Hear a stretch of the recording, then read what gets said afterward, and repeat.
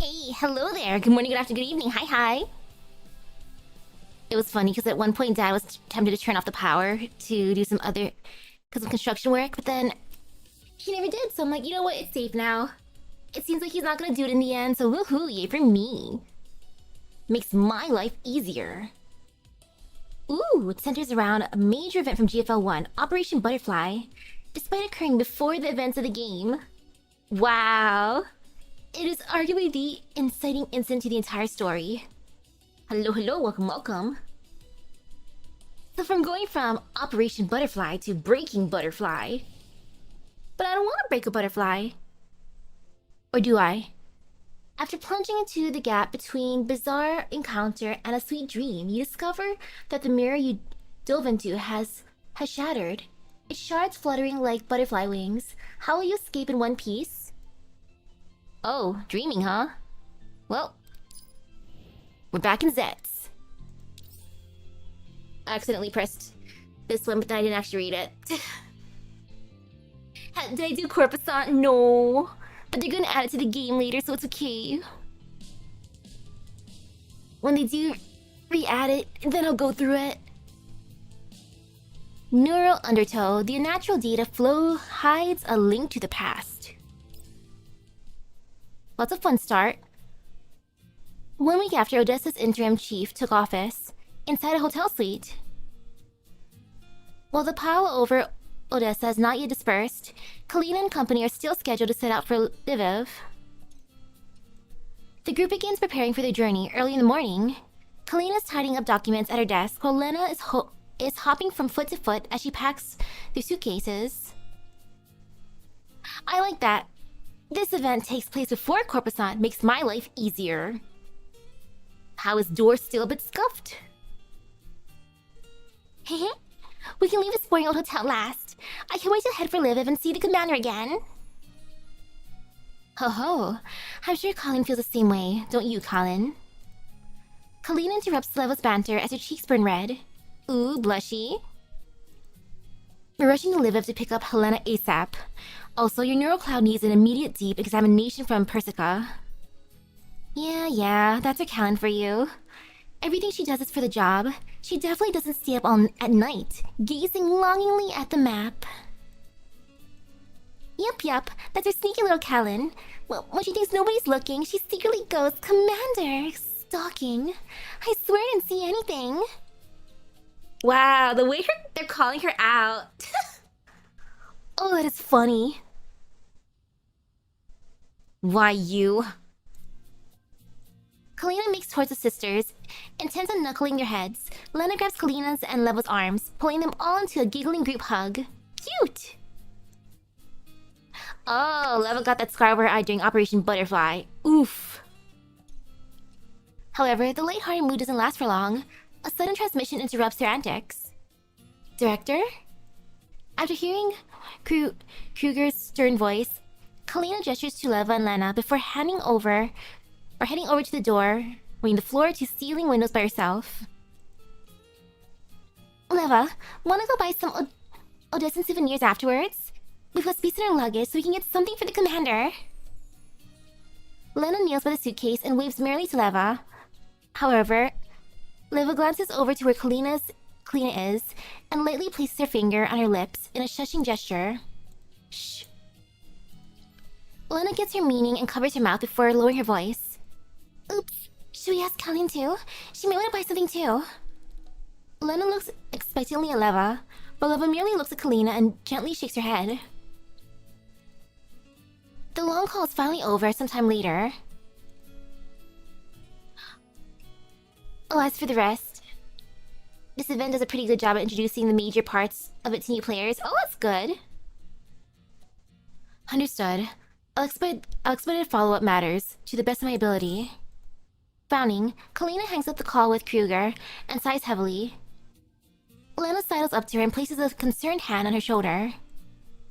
How was it, Colin? Can we head out? Did Kruger secretly assign us any mission since we're heading to Lviv? Kalina sighs and ruffles Lena's hair before turning back to look at Leva. Sorry, Leva, but I don't think I'll be able to accompany you for that Neurocloud module checkup. Huh? What does it mean? You mean you aren't going with us, Colleen? Leva shrugs, as though she's already anticipated this outcome. Is our dear Colleen going to be left behind cleaning up the mess that old Fox left in his wake by order of the director?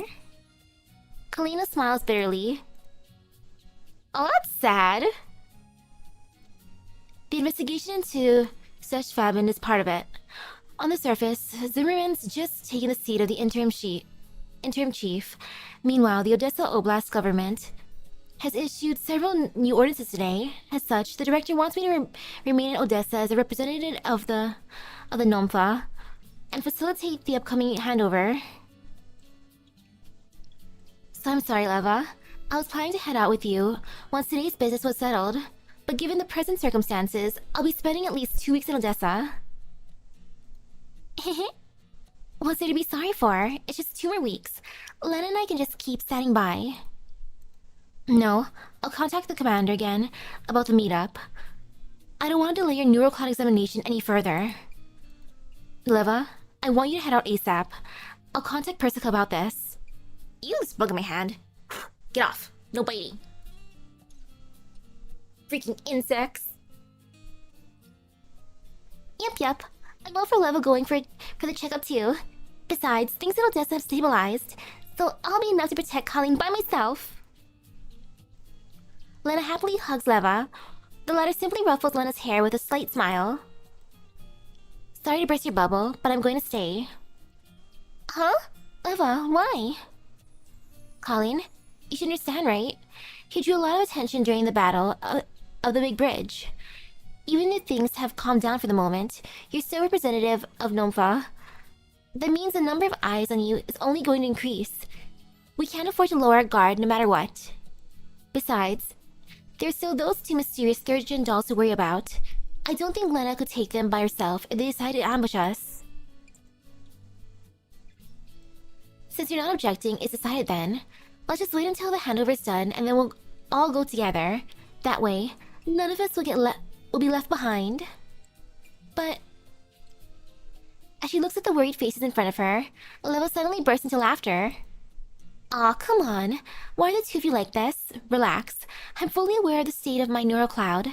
The damage I took earlier won't affect my functionality. Delaying the diagnostic by a couple of weeks isn't a big deal. And I'll do my daily maintenance too. Dailies are best after all. Then off you go to the repair pod, Leva. Since there's nothing going on at the moment, Colleen will be fine with just me by her side.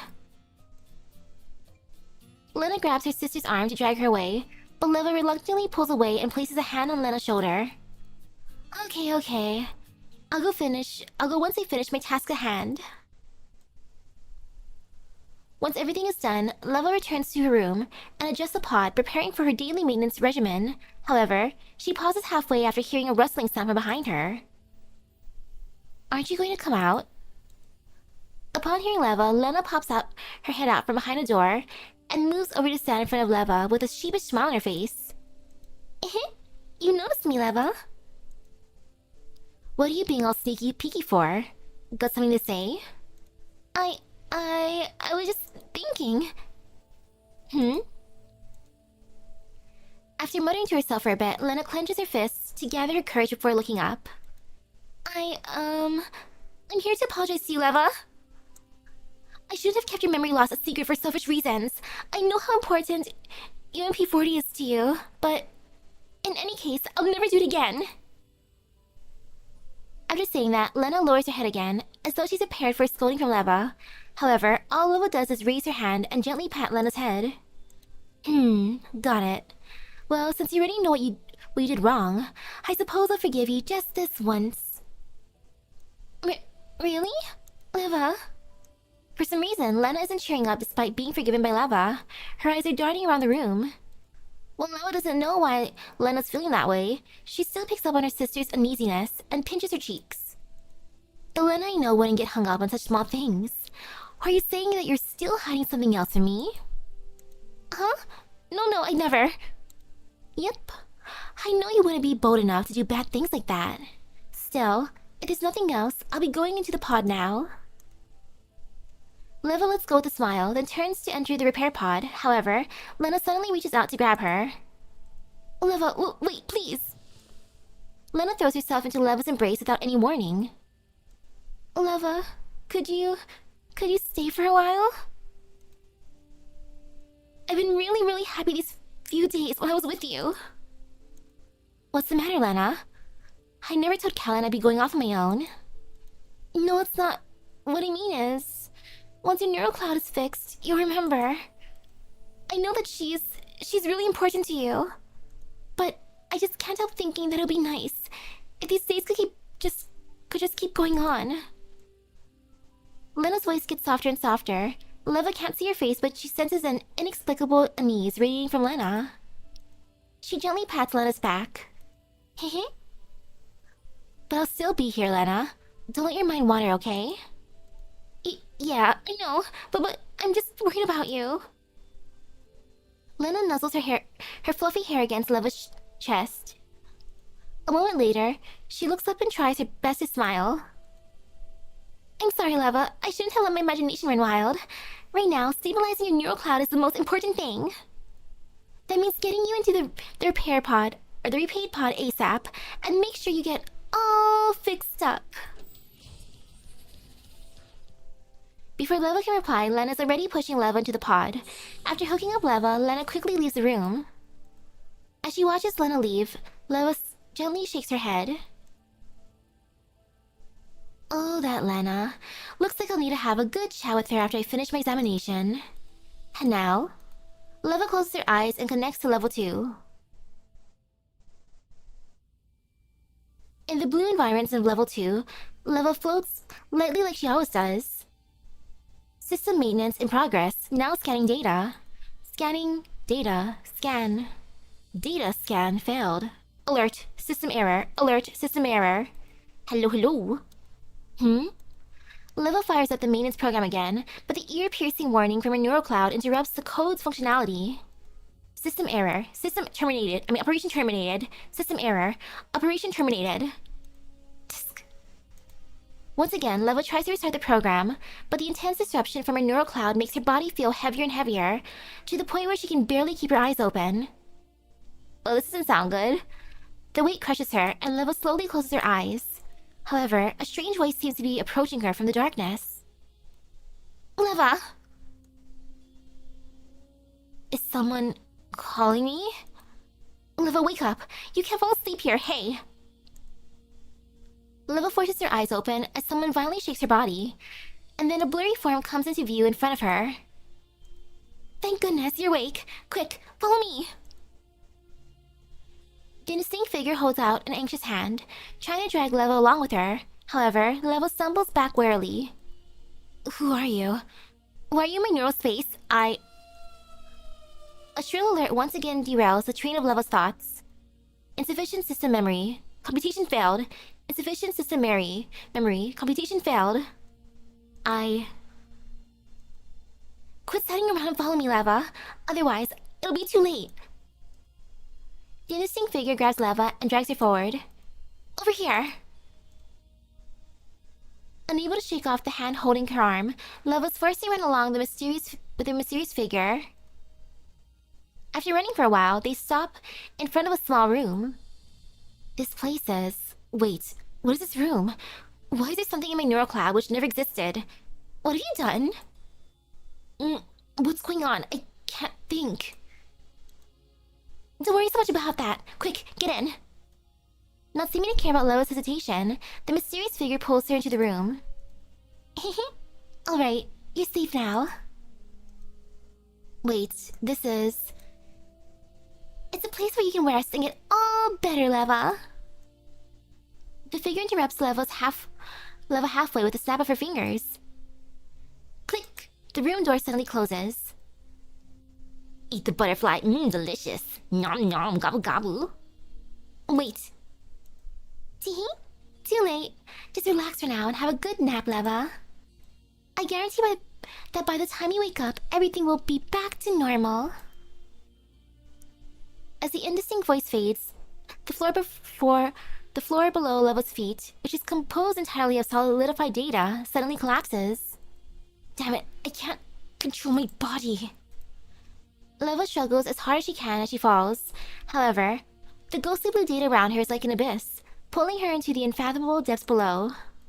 Soon, Leva's form vanishes from view, and the collapsed data surface returns to normal. That should do it. The indistinct figure seems to smile. She turns and begins looking around. More and more data fragments are coming into existence in midair, and more cracks appear on the ground. It's like this already? This place is a mess. Still, that's fine too. This is a perfect chance to make a big scene. That's strange. The maintenance should have been completed over half an hour ago. Why hasn't Leva woken up yet? Leva! Leva! Lena pounds on the outside of the repaid pod. But no matter how hard she hammers on it or tries to fiddle with its controls, the sleeping Leva does not respond. After repeated attempts to wake Leva up, but meet with failure, Lena finally gives up and runs to Kalina's suite. Colleen, come quick. I think something's wrong with Leva.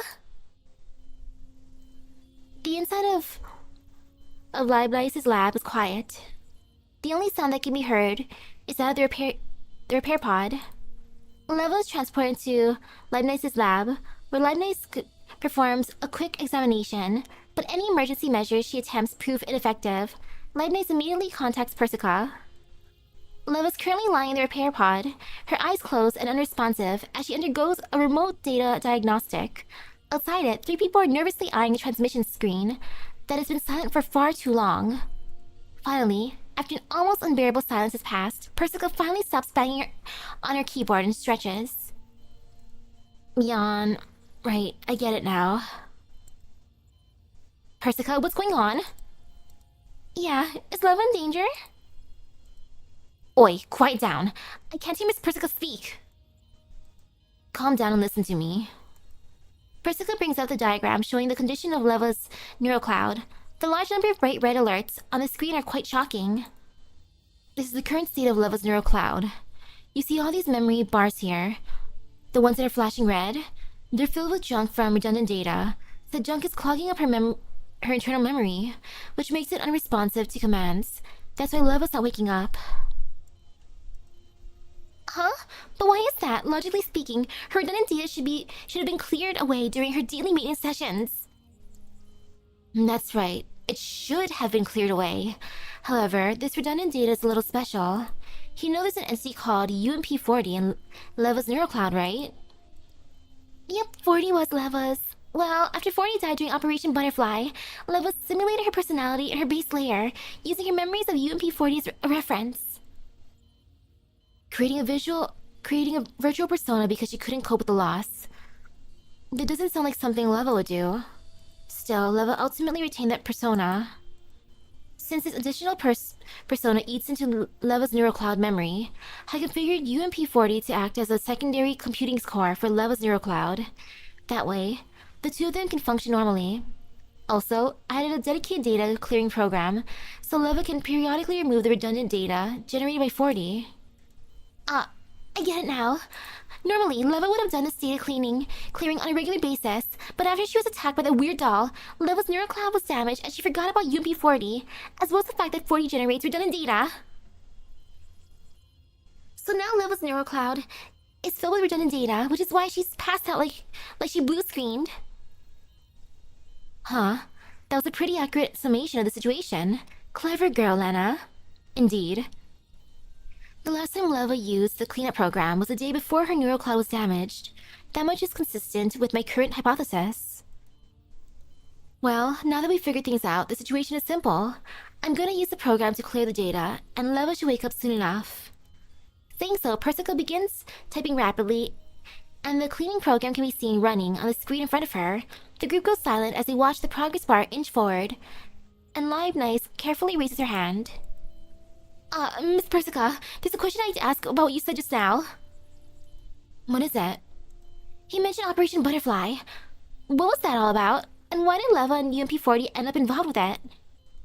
Tisk, Operation Butterfly. Now that's a topic that hasn't come up in a while. Why do you want to know? I heard some rumors saying that it involved Mr. Lyko, but I couldn't find anything about it in the records. Huh. It's been over 10 years since then, but they're still keeping such a tight lid on it. A look of disgust crosses Persica's face. Simply put, it was a conspiracy designed to steal Lyco's legacy. A squad was sent to the Sanguis Ferry main manufacturing plant in the name of conducting an investigation. Then, Paraplui virus was released by another squad, which would rewrite the neural clouds of the dolls taking part in the operation. So Mr. Lyco's legacy was related to the Oga system? Strictly speaking, it involved control authority over the Oga system. In other words, it involved Elisa, the AI that Lyco devoted his life to creating. They wanted to control Elisa through Lyco. But Lyco died, which made Elisa uncontrollable. Then, the Paraplui virus caused the dolls taking part in the op to end up under SF control, resulting in massive losses among the ops team. Leva was one of the few survivors. Persica glances towards Lena as she mentions Leva's name. However, Lena's not really paying attention to all this. Her head is lowered as she gazes intently at Leva with a worried look on her face. Live Nice, on the other hand, also seems quite surprised. Miss Persica, is the Paraplui virus really that incredible? I mean, no other dolls out there use the Oga's protocol besides Leva, who refused to change her frame. Ulyko or Lycorus was one of Persicaria's good friends and fellow doll researcher. A few years before GFL1, Lyco joined Sanguis Ferry and was essentially Persica's rival. Ooh. It could forcibly rewrite its host OS into using the Oga's protocol, which was cutting edge of technology back then. Mind you, that was 10 years ago. Nowadays, Persica's eyes flicker over the monitor, and then she begins typing at high speed again. Before long, she frowns. Tisk, this is supposed to be a small issue. Why is it being such a pain? What's wrong, Persica? Is there a problem with Leva? It's not much of a problem, but the neural attack she was hit with earlier caused Leva's own data to get jumbled up with 40's redundant data. Now, neither of them is responding, and the clearing program I'm using might end up causing additional damage to this blended data, so I've got to manually clear it away. But it's way too deficient. The most ideal solution would be to reset Leva's Oga system. If we got rid of UMP40's data, that would also remove the issues plaguing Leva's neural cloud at the source. No, you can't. Lena, who'd been spacing out until just now, rushes over to the screen and frantically waves her arms. There's one other doll that still uses Ogas, Dandelion. Ah, Dandelion. Ooh, and by all consequent events, that was a superior T-doll technician of the two. You know what Lyco did in the time they had? Dang. Leva would never agree to getting rid of UMP40. Leva was already in a lot of pain after forgetting 40. I don't want to see her suffer again. Heh. I knew you'd say that, Lena. You're right. Leva's been so insistent on preserving her neural records of 40 over these years. She even refused to change out her frame. There's no way she'd ever agree to what I suggested just now. I simply mentioned it as a possibility. Therefore, to quickly fix Leva's neural cloud malfunction, we need you, Lena. Me? I can help Leva? Yep, you're going to enter Leva's neural space and manually clear the redundant data. It's the quickest and most precise method we have. Really? Then, what do I need to prepare? I'll head out right now. Can I go now, Persica? Good girl. Just let me finish these settings first. Oh, and there's one more thing you need to do besides clearing the redundant data. Persica pauses. There's a rare look of uncertainty in her face. Based on the calculations from the current logs, Leva ought to have had excess memory left over. Even after factoring in a fixed daily increase in redundant data, she should have been able to continue functioning, which doesn't match up with how she suddenly entered sleep mode. Ooh, key details that Lyco and Persica were both approached by William to help revive his dead sister. When they refused, he was furious and sought to both manipulate them into doing what he wanted and getting revenge on them. Gosh darn it, William. Are you saying there might be another problem with Leva's neural cloud? There might be. Well, whatever it is, we'll only be able to tell once we check it out. I hope the worst case scenario won't come to pass. And that would be resetting Leva's Oga system. I doubt anyone here wants that, right? So yeah, Lena has a lot on her plate. You can handle it, can't you, Lena? Persica shoots Lena a meaningful look, but Lena seems distracted by something else and only responds when Persica calls her name again. Of course. You're acting like a test machine that's out of RAM. What's on your mind? I was thinking, since Leva forgot 40 and we don't know what happened to those neural records, then wouldn't it be terrible if something happened to that data? Well, it's hard for us to determine what's going on from the outside. Maybe it's become junk data. Maybe it's mixed up with the junk data. But either way, you have to take care of it once you go in there. You can take care of it, right? Of course, no problem. I'll do a good job for Leva's sake. Now then, let's go over your mission again. Hello. I'm going to enter Leva's neural space, clear the redundant data, then figure out the hidden reason behind her comatose state. Is that it? Yup. The entry program's been properly configured. Are you ready? Lena clenches her fist, and then she smiles at Persica through the screen. Yep, I'm ready. Let's begin. This time, I need to protect Leva's memories of UMP-40, the most precious thing in her heart. Time to enter the VIP mission. Ambusher of Memory. This rapid memory domain is the home of the fallen. This is the perfect event to play before watching the newest episode of Zets. Yay for Dreamish Land. Blue is the color of calmness and rationality, a color as serene and lovely as Leva herself. That's what Leva's neural space ought to be in Lena's memories. But right now, all she can see are ruined structures and sinister robots wandering in all directions like rogue marionettes, multicolored data fragments floating everywhere in the space, colorful but creepy, also a cursed amusement park, wonderful, lovely. How did Leva's neural space end up like this? Leva, where are you? Leva! The neural space's owner is nowhere in sight, and Lena can't help but shouting her name all around. Alerted by Lena's shouting, a pack of machines in the distance snap their heads in her direction. Lena frantically cowers behind the piece of rubble and sends a transmission to Persica. Are you seeing this, Persica? What are those creepy things? Yeah, I see them. The redundant data you need to eliminate are those creepy things over there. I didn't expect it had accumulated to this extent. This is troublesome. What about Leva? I don't see her anywhere. Is Leva alright? If you can't find Leva, that's probably the fault of the redundant data. I don't think she has enough processing power to respond to you. Try again after getting rid of that redundant data. I've already granted you the necessary permissions. Ooh, for William. As a kid, some bullies had a fat kid ride a bike over him. And as an adult, a doll named M16A1 ran over him with a motorcycle and took off one of his arms. The heck? Interesting lore. Alright, I'll get to it. Oh yes, well you're clearing the data. Try searching for UMP-42. Do you know what she looks like? Yup. Leva used to have me around when she chatted with 40 in her neural cloud. I'll be able to recognize her if I see her. Good. According to the data scans, she should be nearby. She's always been in Leva's neural space, so maybe she knows what happened to Leva. You could try enlisting her help too. The transmission ends and Lena rises from behind the rubble, taking aim at the wandering robots. Sometime later. Phew, there sure were a lot of those robots. I hope Leva's feeling better now. Still, I didn't see 40 anywhere. Where is she? Lena looks around worriedly from where she's standing in front of a pile of scrap robots. Just then, she hears another pack of robots moving nearby. Right after that, she spots a small black figure suddenly slip out from among them and run straight toward her. Huh? Isn't that... Wow, be careful! Lena quickly sidesteps and avoids the figure that's headed right for her. But when she looks up to study the newcomer, Lena is startled. A little girl is looking back at her, head tilted with a smile on her face.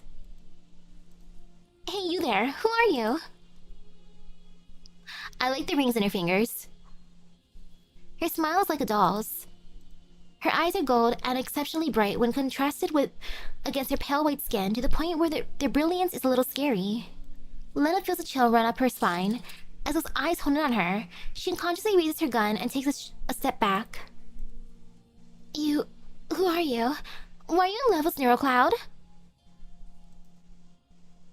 She's probably shocked up with what's left of Sanga's fairy. Oof.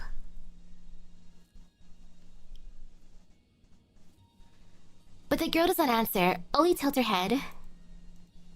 Hehe. Kick it? And then the girl laughs. A pack of creepy robots suddenly charges right toward Lena. Ah, and now we fight.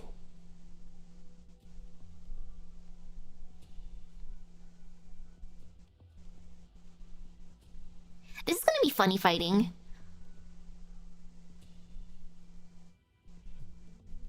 Tee-hee-hee. Let's see how this goes. Combat start. Woohoo. Ta-da! And now for a sip of water.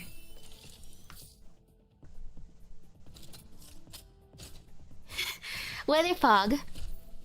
There's a special weather condition on the stage, fog. Fog. On the foggy stage, the attack range for enemies and allies is reduced by 2 tiles. Dang. Amazing. Oh man, I love that. By the time Lena finishes wiping out the creepy robots, the girl's already vanished. All that remains are more weird robots wandering in the distance. Eh? Did she get away? Lena looks around, a concerned expression on her face. That's just too weird. Why is the little girl in Level's neurocloud? I've never seen her before. Could she be a transformed piece of redundant data? Or is she a virus left behind by the weird doll? I'll just ask Persica. I'm sure she'll know. Lena calls Persica, but there's no response from the channel, which had been clear until just now. Oh, you're pretty sure M16 now works as a part of StateSec, or at least remains of it? Lena has no free RAM to load processes. With Leva and Persica, let's load an entirely new T-doll into a non-existent RAM. Eh? It's not getting through? Did the signal get cut off? No way. Did my communicator get damaged during the battle just now? Lena carefully examines the device, but doesn't see any obvious malfunctions. Oh man, the not working telephone. I know that all too well inside of FGO. I have no idea what's going on. Forget it. Maybe it's because of the redundant data. Let's keep clearing out those robots. Lena raises her gun again. Soon, she's wiped out all the creepy robots wandering around the vicinity. As the surroundings quiet down, Lena's attention is suddenly drawn to a strange sound. Clack, clack, clack. What's the noise? Lena looks around for the source of the sound, and her eyes soon lock into a pile of scrapped robots in the corner. Through the abandoned metal hulks, she can make out something struggling in there. That's where the sound is coming from. Lena looks again carefully, as she makes out a familiar face framed with light gray hair. Is that Leva? Lena sprints over and digs through the piles of machinery, doing her best to excavate the doll pinned underneath them. Leva, what are you doing here? Leva, huh? A sudden embrace interrupts Lena's words. Then she hears a cheerful voice thanking her. Nope, guess wrong. But thank you so much for just now, Lena. Eh? Lena's face immediately falls. She carefully extricates herself from the hug and looks at the doll before her, who looks almost like Leva before pouting. Oh, it's just you and P40. Aw, don't look so disappointed. I might not be Leva, but we're still sisters, right? Plus, I know that your #1 concern is how Leva's doing. You are here for Leva, right? Lena's eyes immediately light up. Yep. She suddenly shut down, so I came to help Leva clear up her data in her neurocloud. 40. You and Leva share this neurospace, so I'm sure you know where she is, right? I'm sorry. I haven't been able to communicate directly with Leva because of the redundant data, and I can't pinpoint her location either. But if you want to know what happened before this, there's nobody who knows better than me. Upon hearing this, Lena grabs UMP-40 tightly. So, what happened? Why was there an abnormal spike in the amount of redundant data? Why did Leva go into sleep mode ahead of time? And who's that weird girl? UMP40 senses Lena's anxiety and gently pats her head. Calm down, one at a time. Basically, I've been monitoring Leva's neurocloud ever since it got damaged. She stopped talking to me ever since then. At first, I thought it was because she was busy with stuff. A week ago, I found out there was an abnormal surge in the amount of redundant data in Leva's neurocloud. I tried to ping her with an alert, but she completely ignored me. It was then that I realized that she'd forgotten pretty much everything about UMP40, and that she'd written off my previous alert as a glitch in the system. At first, I thought it would be okay to wait a few more days. After all, the situation in Odessa took priority. Plus, Leva's neurocloud was working fine. I figured you and Colleen would make some time to deal with it, and if all else failed, there was always me. But things soon spiraled out of control. UMP40 gently touches her forehead, seemingly in regret over the previous events. All the redundant data slowly fused together into weird robots and began running wild in Leva's neural space. They were aggressive too, and they were inflicting more and more disruption on her neural cloud. I didn't have clearing permissions, so all I could do was try my best to investigate the situation in her neural space and find a way to contact you guys. But then, a girl suddenly appeared in her neural space, and she commanded the machines to attack me. My data protection ability was limited, and they soon surrounded me. Well, at least until you showed up. Saying so, UMP40 flashes Lena a bright smile. So, I owe you big time, Lena. I don't know how I'd gotten away from those hunks of junk if you hadn't come to help. Huh? Lena freezes up, then pouts in mild embarrassment. You're welcome, I guess. Anyway, I was doing all this for Leva. It's just that Persica happened to mention you were nearby, so I thought of looking you up to understand the situation. Then I'll have to thank Persica too. So, what else do you want to know about Leva's situation? Yeah. Was it that weird little girl? She ordered the robots to attack me too. Do you know anything about that, 40? I have no idea where that girl came from. However, her attack methods seem very similar to those weird robots. Maybe she was spawned from that redundant data too? Still, it's just a guess on my part. We'll need Persica to verify the details. Have you contacted Persica yet, Lena? I did, but after finding the pack of robots, communications with her were cut off. Like this. Lena shows UMP40 in the empty transmission window on her communicator. I can't believe this is happening. Could this be caused by disruption from the redundant data? Junk data can mess with comms too? Yep, but it is taking up Leva's computational space, which is limited. And they're also crowding out the transmission channels used for communication. Persica just happened to have cleared away some of it when you were first sent in. That's where your transmission back then managed to go through. But the redundant data is still growing. And now her computational space has been filled up by an excess of redundant data again. Ah, I see. In that case, we better hurry up and clear out the data. We'll need to get in touch with Persica ASAP. Lena reaches for UMP40, but the latter shakes her head. No, I don't have clearing permissions right now. If you're the only one clearing it, you won't be able to match the rate at which the redundant data grows. So, what should we do then? You need to start by eliminating the source of the data. The sources? Upon seeing that somewhat confused expression on Lena's face, UMP40 claps. A simple pen and paper sketch that looks suspiciously like a map appears in midair. UMP40 points to several big, bouncing red X's on the map and looks at Lena. Ta-da! This is what I found while scouting Leva's neurocloud. There are several abnormal data modules inside of Leva's neurocloud. They're like well springs that keep generating all that unwanted data. He might be able to stop the generation process if you get rid of them first. Also, I get the feeling Leva might be near these sources. Really? You can sense that too?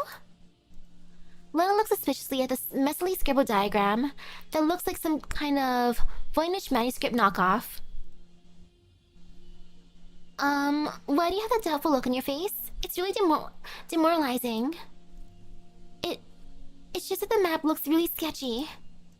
I mean, this concerns the safety of Leva's neurocloud, so I obviously need to treat this matter seriously. We're Leva's only hope now. What if we go to the wrong place and delay her rescue? You won't go wrong.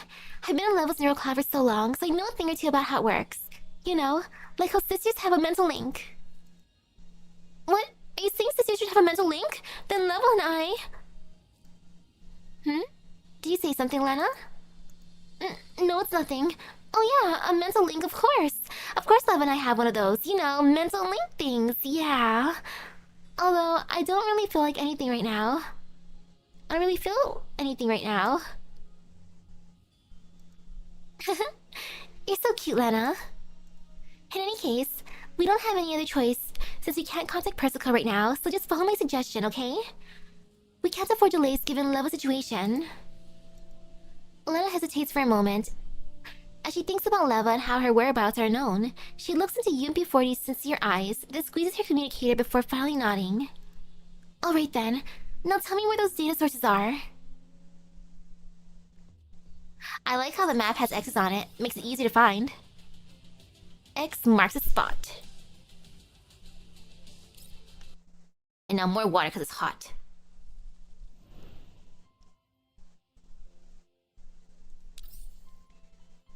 The day was annoyingly hot, and heck, the night is still hot in my room. Dreamscape blind spot. Hide reality and where none will see it, and remain in a phantasmal dream. The darkness before her is fading away, and she hears a muffled voice speaking beside her. Oh, these 3 girl stories are rough in GFL 1. Oof. 40. Thanks to you and 45 for your hard work. I didn't expect something like this to happen during Operation Beep. Yep, and thank you for your help, Colleen. If not for you, 45 and I would probably be Ash by now. You're welcome. You two are essential during this mission. In any case, just get some rest. She hears the door close, and the sound of footsteps fades away. This Colin has left her, and her surroundings... this Colin has left, and her surroundings are quiet again. But who's that 40? And what's this Operation Beep? Her neural cloud is in chaos. Leva decides to stop thinking and pours her strength into opening her eyes. This is... Before she can finish speaking, an unfamiliar doll has already pounced on her, arms wrapped tightly around Leva. Thank goodness you're up, 45. I thought you'd never wake up. 45? Hearing that name confuses her even more. Leva gently pushes the unfamiliar doll away, and the latter releases her embrace before looking at Leva with a smile. Oh, that was her RNGFL 1. Still, I'm relieved now that you're awake. Hehe, we made it through the beep incident. This calls for celebration. Leva looks doubtfully at the face before her, so similar to her own. What were you talking about just now? What was that beep incident, and who are you? Eh? Oh, though technically this was Leva's outfit after leaving Griffin and starting the 404 Squad 404. Ooh.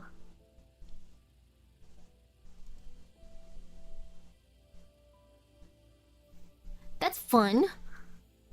The familiar yet alien doll leans in closer. As her eyes go wide, she reaches out to touch Leva's forehead and studies her intently. Were you out so long that it broke something in your head? It can't be right. We fixed all your damage. A moment later, the doll suddenly smacks her head. Could it be that the data was lost? I'm 40. UMP40.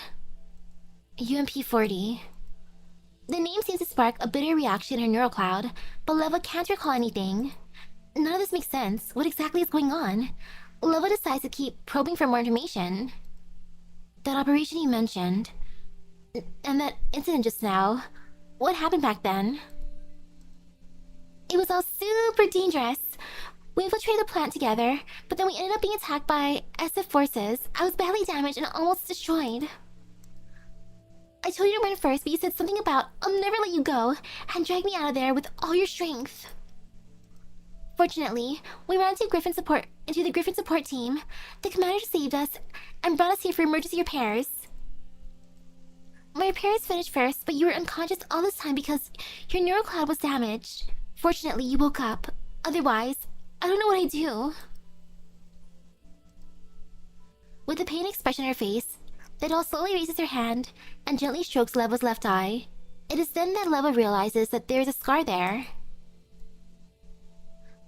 This is from when you got hit by a stray bullet while we were withdrawing.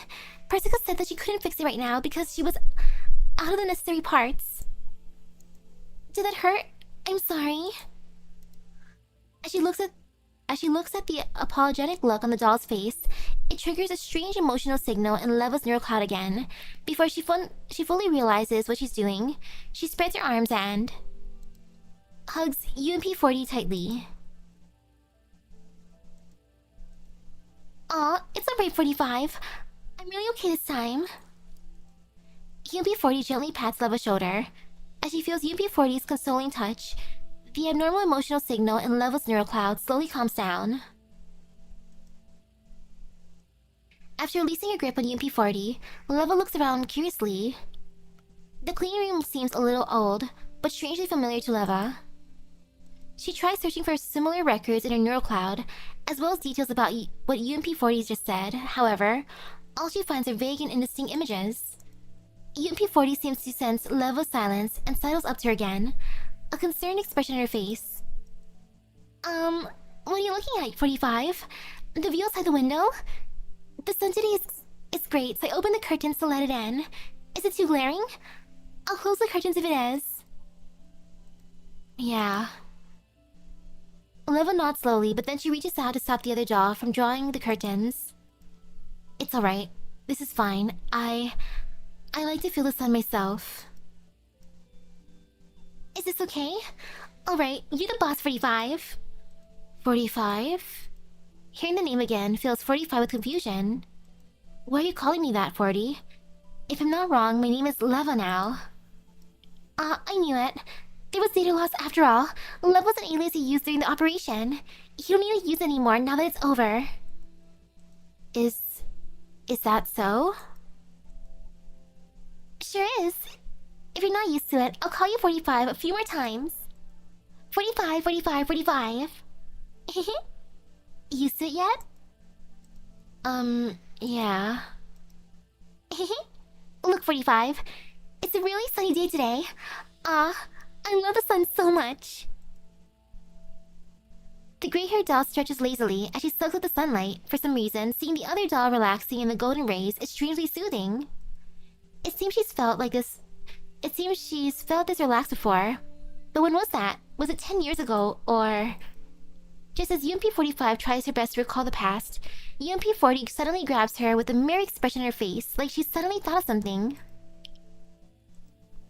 Oh yes, Griffin's holding a party to celebrate our successful rescue. All the guests were issued pretty dresses.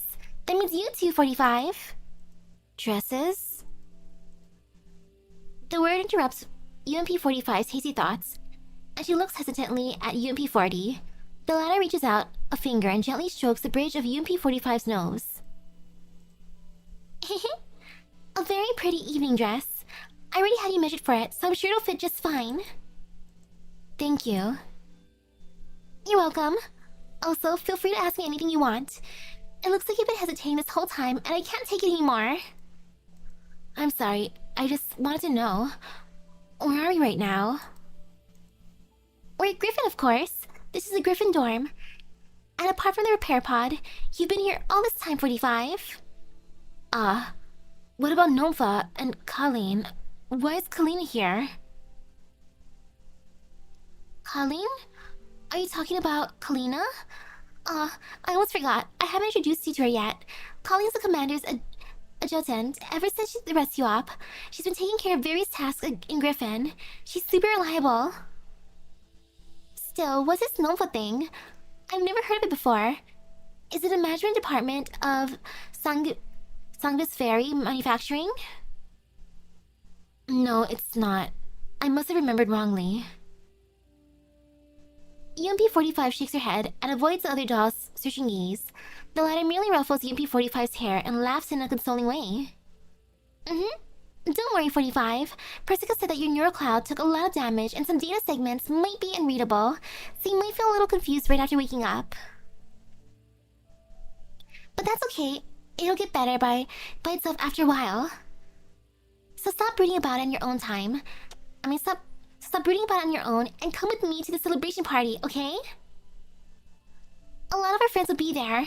Who knows, maybe your neural cloud will go back to normal if you see them. And besides, if you go try that dress now, you might be able to get it changed or altered if you don't like it. You can't do that if you're too late. The doll smiles like a tranquilizer that makes UMP-45 smile too. She gets up and nods to her. Yeah. After hearing her reply, the other doll happily grabs UMP-45's hand. Just as the two of them are about to step outside, the room's door suddenly opens and another familiar figure rushes in. Ooh, everything about this is uncomfortably wrong. Almost none of these details match what we know to be true. Oof. No wonder why it's a dream. 45. Persica said that she managed to successfully reboot you. Are you alright? Nine's here too. Before UMP-45 can reply, UMP-40 has already reached out and put an arm around UMP-9's shoulder. 45 and I were just gonna try our dresses. Why don't you join us, 9? Let's pick out something nice for 45 to wear. A dress that doesn't suit me. Heck no. I'll make sure I choose the perfect dress for you, 45. Let's head over right now, 45. I can't wait.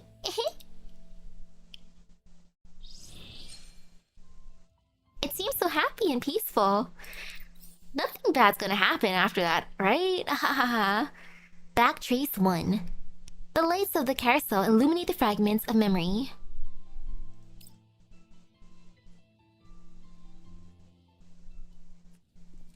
Lena looks around as she follows UMP-40, but the more she sees, the more she feels something is wrong here.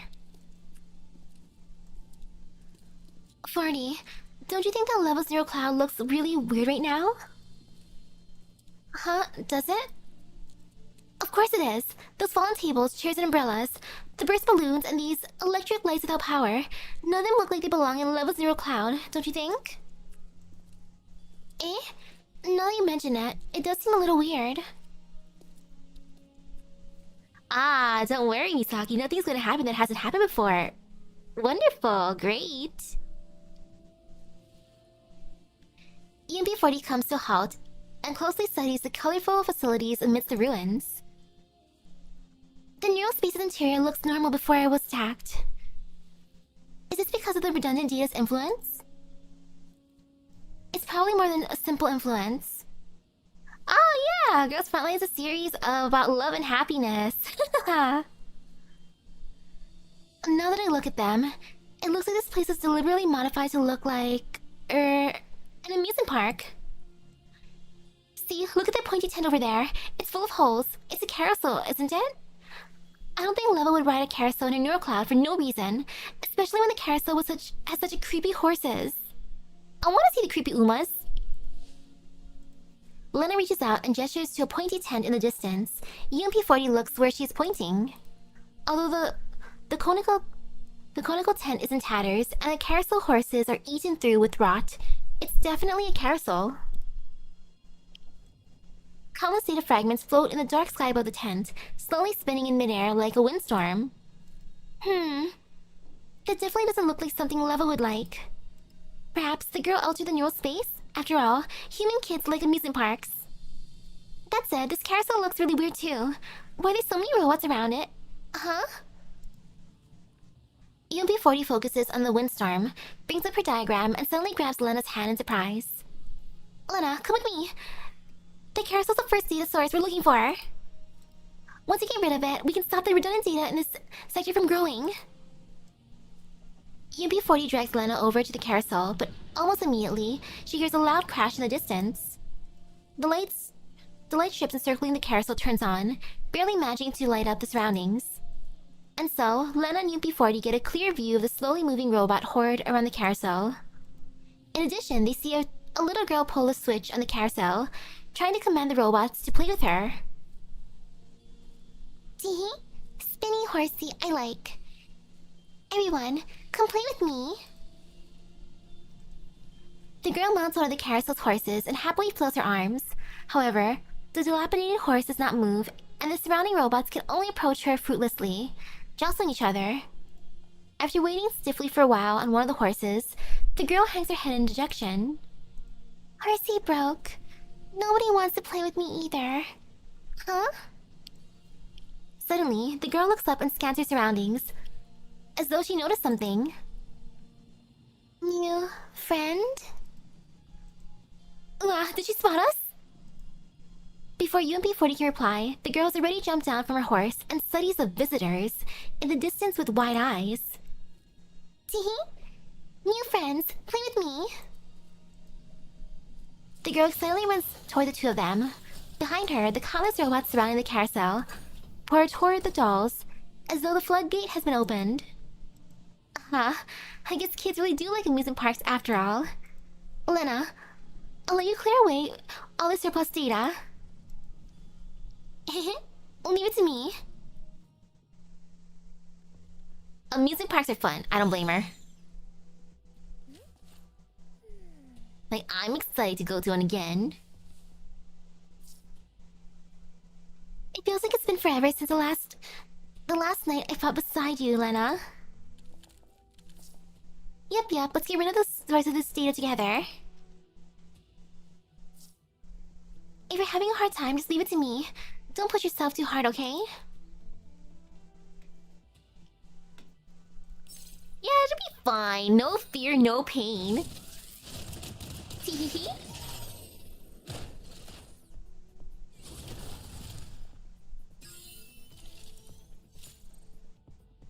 Fantastic. I love that. Why an amusement park because Leva's life is a clown show. Oof. I feel for that.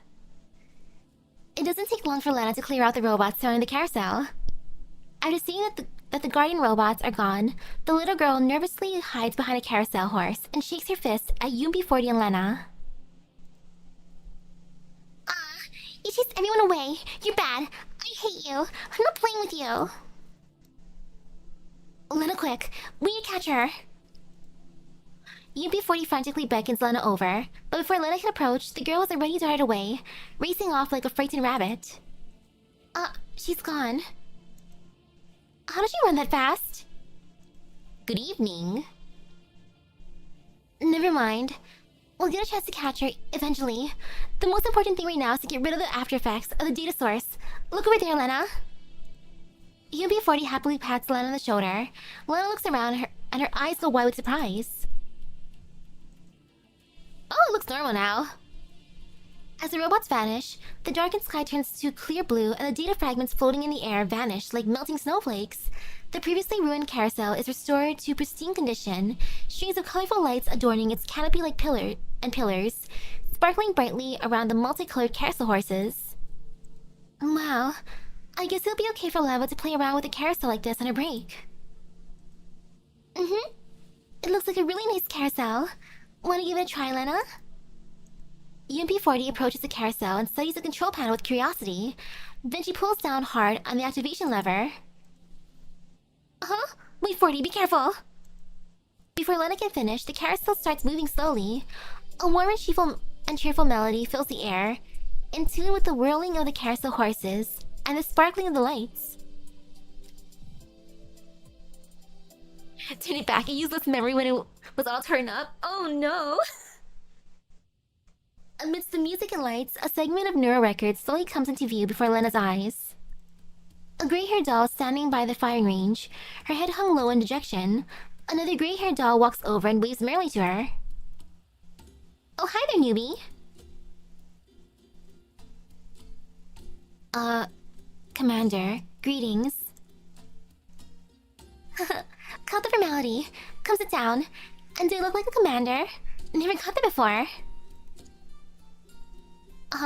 Don't tell me. You're also a tea doll? Is it weird? Maybe I'm too expressive? That's pretty much the only good thing about me. Anyway, I'm a new recruit just like you. Guess we'll have to take care of each other. Oh, that was 45's very first outfit. Sure. And thank you. No biggie. We're companions, so we have to cheer each other up. The cheerful doll smiles as she sits down on the bench beside the range, graciously consoling the doll who's feeling down because of her poor shooting scores. Your posture, reflexes, and accuracy all show that you don't have any advanced fire control system installed. That's why you must not force something that you physically can't do. Don't take it too seriously. There must be a job where you can make use of your strengths here. Sorry, but you haven't figured it out yet. I'm just as useless as you. Here, check our imprinted weapons. Our clouds may have been wiped, but we're the products of the same hapless factory. Really? Then you also... That's right, I too have a bunch of weird electronic warfare modules installed for whatever reason. So I can't hold a gun properly either. But what a coincidence that I ran into you here. Well, I was just strolling around. I'm UMP40, your elder sister by name and by fate.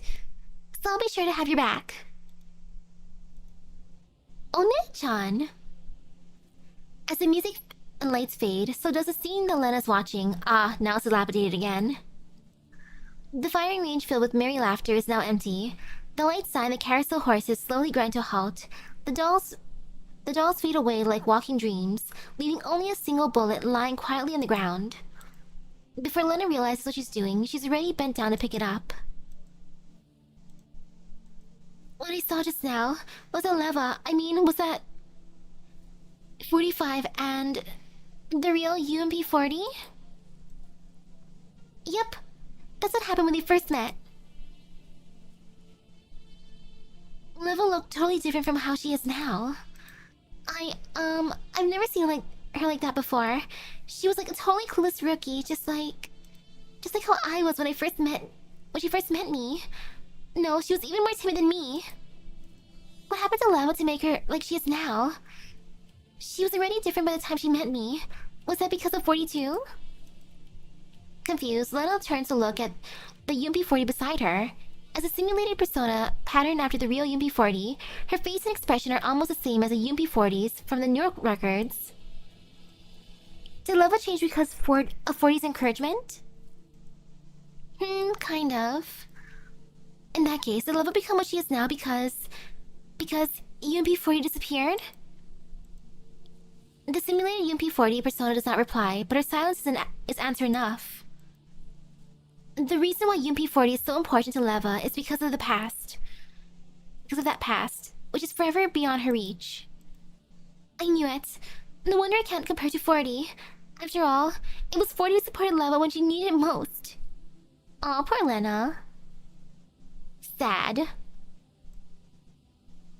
Lena unconsciously hangs her head, but a cheerful voice cuts through her dejected thoughts. Right, enough playing back those records. You look more depressed than 45 did back then, Lena. But... UMP40 cheerfully taps Lena's shoulder and then points to the bullet in Lena's hand. I actually have some good news about Leva. Wanna hear it? Huh? Eh? Do you still remember how Leva forgot about 40? Thing is, we both saw the record just now. That proves the neural records about Operation Butterfly and UMP40 aren't actually lost. Those records were lost among the redundant data after they were damaged. That's the reason why Leva forgot it. Therefore, if we clear that data quickly, Leva might be able to get those memories back quickly too. Really? I think so. In that case, Leva will. Lena? Lena, can you hear me? The sudden call interrupts their conversation. Lena looks down and sees that the long silent communicator is finally blinking with an incoming transmission. Persica! Oh, thank goodness, the signal's finally back! Lena, have you found 40? How are things on your end? Lena quickly describes the current situation to Persica. I can't believe something like that happened. And there was a weird little girl too? Hehe. Now that's interesting. Oh yes, let me examine the bullet you found. I want that coffee that she has. I want that super duper sweet coffee. Analysis complete. I figured it out. This bullet contains the neural records from the first time level met 40. In that case, the situation is exactly what I guessed. Earlier, when the mysterious saw attacked Leva in the Gerard server room, she didn't directly destroy the information about the butterfly incident in 40. Rather, she just destroyed the resource headers which pointed to that information. Therefore, Leva technically hasn't forgotten 40, because all the forgotten files are still in the mess that is Leva's neural cloud. If you keep clearing the junk data away and fixing the loopholes in Leva's neural cloud, you'll be able to find these fragmented neural records and put them back together again. See, Lena? Turns out it was like that all along. Huh? Lena, what are you? Beside her, Lena's grabbing her head in frustration. I just saw part of Leva's past that she didn't want to discuss with me. Does it count as violating her privacy? What if Leva finds out? What if she gets mad? Oh, come on, your beloved little sister. There's no way she'd be that petty. Really? But Leva never told me about 40 before. Is it really okay for me to keep watching these records? Lena looks a little uneasy as she scratches her head. Right now, resolving the malfunction in Leva's neural cloud takes priority. Yep. You may not want to do it, but you've got no choice. Don't worry, Lena. If Leva does get mad, I'll speak up for you, so don't worry. UMP40 pats Lena's shoulder in a consoling manner. Yeah. Thank you, 40. I know what you're getting at. Well, I've always wanted to hear Leva tell me about this. In her own words, her safety is the most important thing right now. I'll do my best to clear the data no matter what stands in my way. Lena nods and she clenches her fists tightly as though to reaffirm her resolve. So, what should we do next, Persica? Keep searching for the data sources with 40. It's the most efficient solution we have. I've already compiled the statuses of the data sources I can detect into a new map that I'm sending it to you now. You can set up for your future movements. That's great. This map is way more accurate than my hunches. Well done, Persica. Let's head out right now. Calm down. You should take this too. The sound of keys clicking is audible over the transmission's audio feed. When the clicking stops, a small object falls from the sky and hits Lena squarely in the forehead. Ow! Oh hey, what's this? Curious, Lena studies a strange object in her hand. It's a small device that looks a lot like an emitter of some kind. Not only is it a lurid color, there are two incredibly distinctive buttons on it. Lena presses the first button, but nothing seems to happen. What the heck? Is it broken? The tracking program isn't active yet, so the button isn't functional. Try the other one. Lena presses the other button. Ping! There's a bitter scent, and then a brown beam extends from the emitter's front port. That smells like... Is that coffee? Ooh, it even feels like coffee. Doesn't having a coffee go perfectly with visiting an amusement park? I wouldn't say that, but I'm accepting it. I like coffee. This signal emitter is a tracking program I custom wrote just now. A tracking program? Yep, didn't you mention encountering a weird girl earlier? The next time you see her, tag her with the emitter. The tracking program will automatically attach itself to her data and analyze it. Once an analysis is complete, we'll know what created her. Hit the other button and you'll be able to track her location. It sounds pretty useful, but it's still pretty twisted. Anyway, if there's nothing else, 40 and I will be heading out. Leva's still waiting for us. Actually, there's one more thing. 40, do you feel like you're being affected by the redundant data? Huh? Me? All the useless data takes up Leva's computational space, which affected comms between Lena and me. Since you're always resident in her neural space, you're kind of... I'm fine, don't worry about me, Persica. I'm brain is fine. I'm not feeling any interference at all. Oh? Well, in that case, just focus on clearing the data first. Once the amount of redundant data reaches a certain level, new data will overwrite the old. Lena, you need to keep that from happening, otherwise, you'll never be able to recover Leva's neural records. Got it. Lena nods earnestly to Persica, then she turns to look into the distance of the neural space. I'll make sure to keep Leva safe. I don't know what happened to her. I want that coffee so badly. I should have made some instant coffee earlier while I was waiting, but no. I was lazy. At least I have regular water and I have some Nerds gummy clusters, the regular gummy clusters this time, not the juicy ones. Because the regular ones are on sale. They're 50% off at Safeway. You can't go wrong with that. 50% off is best. Ooh, coffee versus tea, which would be my pick. If it's just by itself, I will pick tea, because with coffee, I like adding cream and sugar. But tea, I can just drink it by itself, it's fine. But if it involves cream and sugar, then coffee. But then, if we add in some boba, tea, it goes back and forth. And now for overlapping respawns. The gal's light blurs the boundary of time. As night falls, UMP-40 and UMP-9, both dressed in evening gowns, escort UMP-45 to the ballroom. I wanted to see their evening gowns. Yep, I knew this purple dress would be perfect on you, 45. It's just that you look great in anything, 45. Yep. Aww, it would have been cute to see them all in their dresses. Just gotta imagine. UMP-45 smiles faintly after hearing the two of them praise her. The smooth purple silk feels very familiar, and it makes UMP-45 feel nostalgic, but also a little suspicious. Ooh, chocolate lava cake with vanilla ice cream. That sounds good. Speaking of cake, I have some carrot cake in the fridge. A slice from Whole Foods. Being semi-healthy. I see as I have gummy clusters next to me.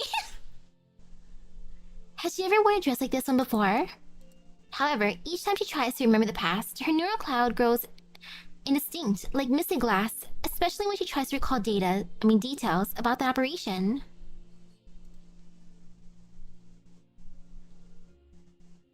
Not in these GFL ration packs. You get a spare battery, 3 extra bullets, and maybe a tube of condensed milk for your coffee sachet. Ah, wonderful. Especially those 3 extra bullets. Yum. Oh, 40 never got a ballroom dress skin, but 45 and 9 both did in GFL 1. Aww. What are you spacing out at, 45? Shouldn't we be heading in? Hang on. UMP-45 grabs UMP-40 as the latter is about to enter the party venue. 40, can you give me a couple of minutes? I have some things I want to ask you about that mission.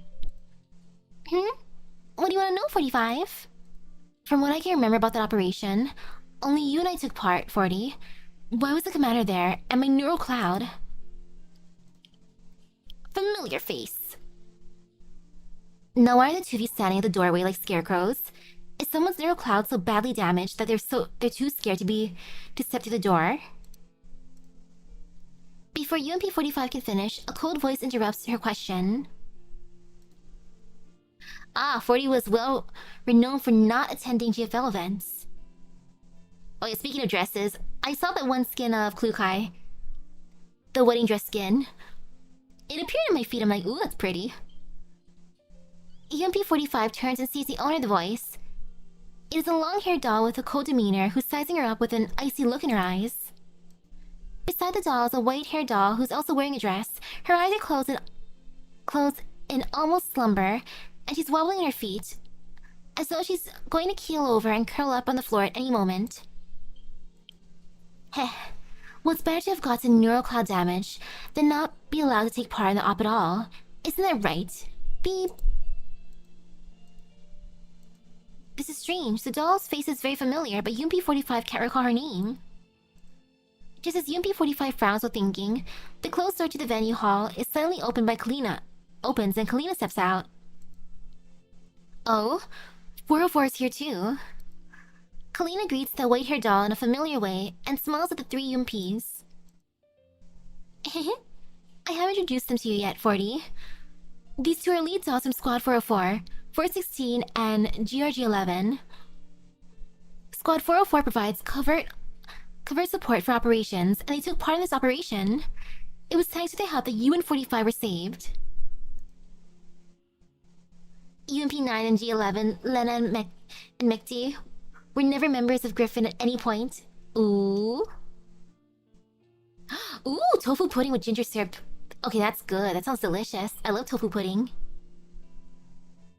Also, after the operation ended, Squad 404 officially accepted employment from Griffin, and they've joined us. It's very likely that they'll form a new team with you and 45 for future ops. I invited them here today to take the opportunity to inform everyone of the news. About the news. After Kalina finishes her introduction, 416 looks up at UMP-45 and raises her chin arrogantly. Humph. Do you understand now? It's not like 404 are trash who don't deserve to set foot on the battlefield. Still, you don't need to thank us for helping. After all, protecting weak teammates is a part of an elite doll's duties. Was that what really happened? UMP-45 eyes Kalina, and 416 suspiciously, for some reason. The way they were talking just now filled UMP-45's heart with a strange sense of wrongness. However, UMP-40 doesn't seem affected at all, and instead smiles brightly at them. Huh, so that's how it is. Then I need to thank 416 and GRG11. If not for you, 45 and I would really have been done for. Since we're all going to form a new team together, I'll just wish us all the best in becoming the most cohesive and well-coordinated team. Humph. You don't need to wish for it. It's a foregone conclusion. Faced with UMP-40's dazzling smile, the white-haired doll pulls away in a somewhat unnatural way. After that, she grabs the other doll who's already snoring loudly on the ground and strides into the venue hall. Before she leaves, the white-haired doll turns back one last time and fixes UMP-45 with a cold stare. Just a reminder, since you have neural cloud damage, you should take some time to get your frame in order instead of rushing back into the battlefield. 404 isn't going to come save you again if you end up dragging your teammates down. With that, the white-haired doll drags GRG11 away. UMP-40 lightly slaps UMP-45's shoulder, as though she guessed the latter's thoughts. 416 might have an acid tongue, but this is her way of showing concern. Is that so? Do you know her from before, 40? No, this is also my... Well, I just heard about her from 9. Isn't that right? UMP9 smiles and hugs UMP-45 before nuzzling her. Yep, 416 has always been awkward. Don't take what she said to heart, 45. I'll wait, 45. 9, it's time we went in. That's enough standing around like dorks for now. Yep, I'm sure there's lots of delicious scrub in there. I can smell it already, UMP-40 and UMP-9 each grab UMP-45's arms and push her into the venue hall. Food. Inside the lively venue hall, UMP-45 sits down on one side of the spacious sofa, enjoying delicious food with the dolls around her. I love how it's literally a restaurant. There's already a huge pile of food on the table before her, but UMP-9 is still running excitedly back and forth across the hall, selling down new dishes in front of UMP-45. Wow, this is good too. Try some, 45. Yep, and this drink is really yummy. Have a glass, 45. Another familiar face. Everyone was really worried when we heard that you got hurt during the mission. How do you feel now, 45? Are you alright? Heh. Well, don't force yourself if you're not feeling well. Thank you, everyone. Dolls are rolling back and forth inside the venue hall. From time to time, people approach UMP-45 to greet or speak to her. Someone has started a board game in the center of the hall. It draws the attention of many people, including UMP-9, who run over excitedly. As she watches the bustling hall, UMP-45 is slowly infected by the lively mood in the air. She leans against the sofa and slowly relaxes her body, allowing herself to sink into its softness. Maybe this isn't so bad? Well, her neural cloud is a little confused, and some of the data doesn't conform exactly to what she knows. Everyone is very nice, and she has UMP-9 and UMP-40 to keep her company. As the thought crosses her mind, UMP-45 looks to her side. Sensing UMP-45's gaze, UMP-40 raises her glass of fruit juice and flashes her a winning smile. I wonder what flavor fruit juice. After that, UMP-40 suddenly waves in front of her. Kalina, who's wearing a suit, approaches and sits down beside the two of them. She raises a hand and gently ruffles UMP-45's hair. How do you feel, 45? Not too noisy for you, is it? Your neural cloud was only fixed just recently, after all. Kalina's smile reassures UMP-45. However, as she looks at Kalina's professional-looking suit, a strange feeling rises inside of UMP-45's neural cloud again. Is Kalina supposed to look like this right now? But if not, then how should she look? UMP-45 feels like she ought to know, but she can't find the right records in her neural record, or in her neural cloud. In the end, UMP-45 decides to set these unexplainable doubts aside for now. Thank you for asking, Colin. This place is quite lively and it's very relaxing, perfect for a patient like me. As long as you aren't drinking the power juice, we're okay. Oh no! Also, I need to thank Griffin and 404 for supporting us during this operation. You don't need to thank Griffin for me. 40 is the real hero here. Kalina looks at UMP-40 across UMP-45 and smiles. If 40 had managed to shake off the control of the beep virus and kept it from spreading, the Griffin dolls would have been in greater danger. You probably wouldn't have made it out safely. The beep virus? What's that? Beep, beep. Colleen? What did you just say? Kalina's voice seems to fade into indistinct static, and UMP-45 can't make out what she's saying. She unconsciously grabs Kalina's arm, but before she can ask further, Kalina has already changed the topic. Speaking of which, 40 and 45, I've got some good news for you. Oh? What other surprises do you have hidden up your sleeve, Colleen? We all think that coming back safely from the operation was an incredible feat. Therefore, in order to celebrate your safe return, and as a reward for 40's contributions to Griffin, the commanders decided to give you both a special reward, a month-long super vacation. A super vacation? That's a month long? Wow! UMP-40 hugs UMP-45 and begins jumping around in excitement. Hey, does it mean that 45 and I can go on a holiday? What? Did someone say holiday? UMP-9, who's playing a board game off to the side, hears the commotion and excitedly squeezes over. Are you going on a holiday with 45, 40? Can I come too? UMP-9 looks eagerly at Kalina, but Kalina merely smiles and ruffles her hair. I'm sorry, but I have other work for you, 9. Aww. Alright then. If you're going on a holiday with 40, then make sure you take lots of pictures and share them with me when you get back, 45. Haha. Don't you worry, 9. We'll take extra for you too. Won't we, 45? Yeah, we will. So we decide where you'll be going for your holiday, 40? Do you even have to ask? We'll be going to the sea, of course. The sea? Upon hearing that word, UMP-45's smile freezes on her face, perhaps a long, long time ago. What's wrong, 45? I remember that a long time ago, someone once told me about the sea. The person said, "Ah, that was me." Annoyed, UMP-40 thwaps UMP-45 on the shoulder. I told you that after we finished a training session a while back. I said I wanted to go on a holiday to the seaside and soak up in the sun. Did you forget, 45? Did you? I can't find those records in my neural cloud. Well, I guess it can't be helped since your neural cloud was damaged. Maybe the memory was among the damaged bits.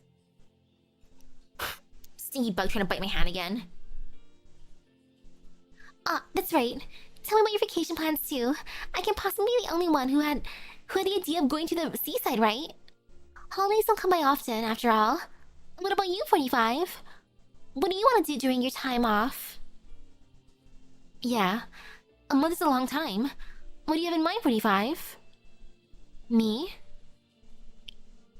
Confronted by UMP-40s and Kalina smiles, UMP-45 can't help but think.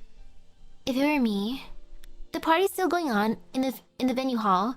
UMP-45 is discussing a vacation plan with the other two people in front of her. However, the lights overhead growing brighter and brighter, while the music playing over the hall's audio systems grow louder and louder. turning into a melody that's familiar to UMP45. The lights are so bright now that they've almost washed out UMP40's and Kalina's faces. In this blinding field of white, she sees an indistinct figure once again. 45, it's time for target practice. Yep. The indistinct figure radiates the soothing scent of sunlight. UMP45 nods and reaches out to it. 45, what's wrong? The light and music suddenly fade away, and the indistinct figure vanishes. UMP45 finds itself holding on tightly to UMP40's hand. 45, are you alright? Do you want to go back to Persica's for a checkup? No, there's no need for that. I'm fine. I just thought of something I wanted to tell you all of a sudden. UMP45 lets go and lightly shakes her head. You and 40 are so close. Of course we are. 45's my sister after all. We're each other's most important person, right? UMP40 laughs cheekily as she pats UMP45's head, then leans on her shoulder. Record load error. Please reload. Record load error. Please reload. Please reload. Her neural cloud seems to be generating a continuous, uninterruptible string of errors. However, UMP40's and Kalina's smiles in front of her are as warm as they ever were, to the point where it feels like the good times will last forever if she returns them with a smile of her own. UMP45 ignores the errors in her neural cloud and smiles, leaning back into UMP40's shoulder. Yeah. 40 and I were the best sisters ever. Oh, this is sad. Though, before the dream ends, I want to see the beach vacation. At least let them go on their vacation for a tiny bit, if not the entire vacation. Backtrace 2. Revisit the source where the cracks and fog intertwine.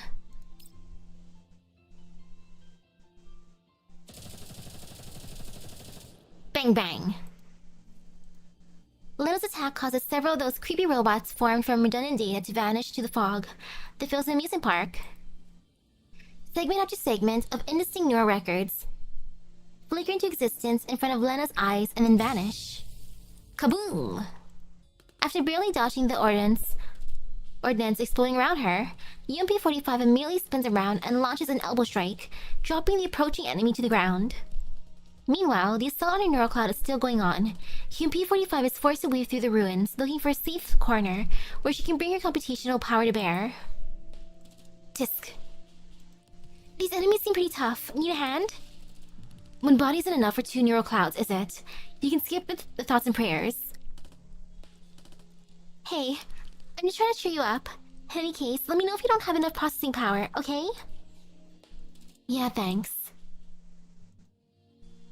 Under that somewhat dim light, Leva looks down at the brand new name card in her hand.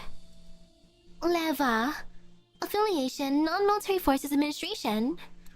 You've got a new name and a new identity. How's it feel to say goodbye to 404? Like a weight's been lifted from my shoulders, I finally managed to dump that huge burden onto her. You need to keep it from me, you know? I know exactly what you're thinking.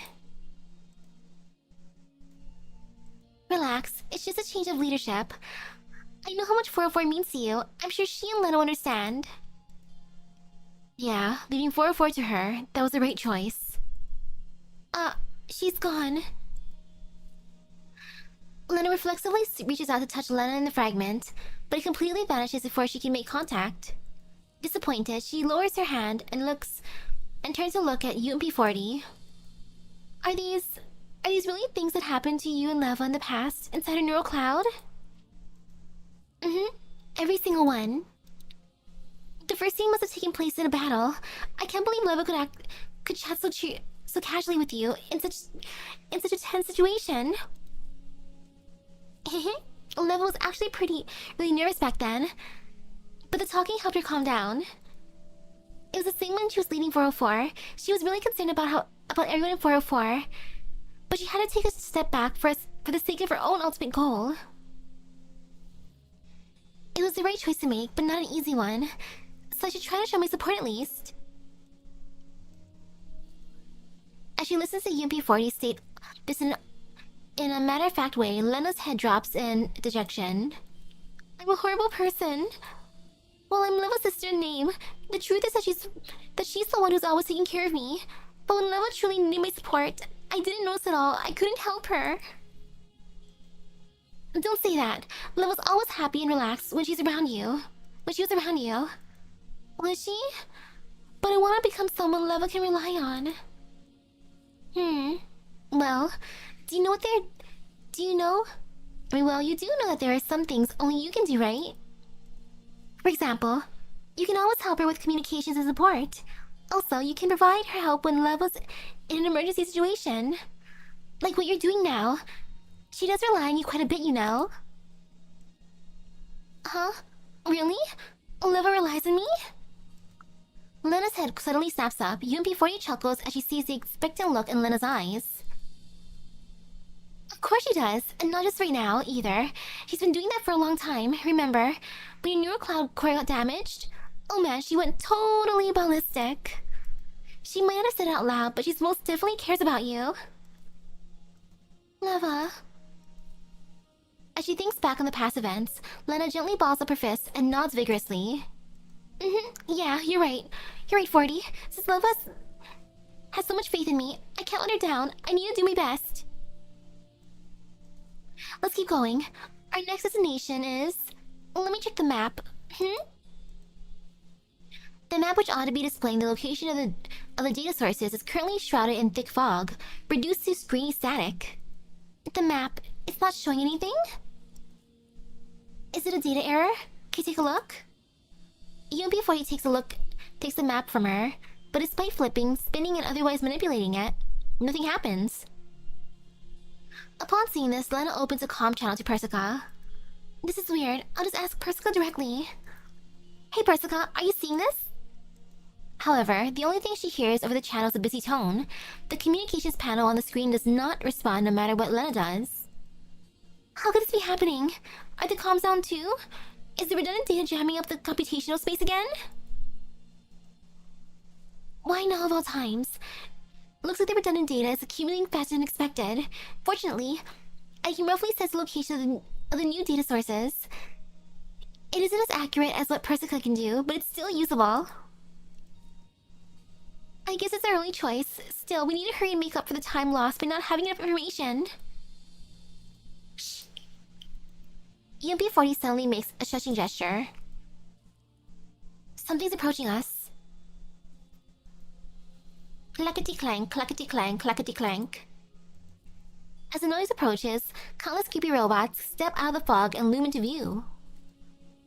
I can't believe there's so many of them. Humph, it doesn't matter.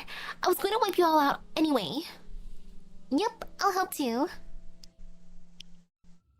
So many of them, huh? Well.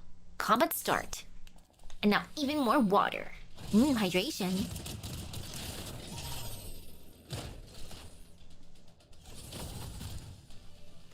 Gulp. Oh wait! The battle continues. There's a survivor. Oh wait, never mind, I gotta evacuate, my bad. I was like, who lived? I don't think anyone lived unless it didn't spawn into the world yet. But that's fine.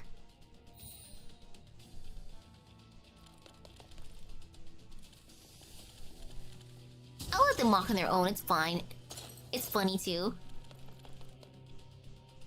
They're almost there. Keyword almost.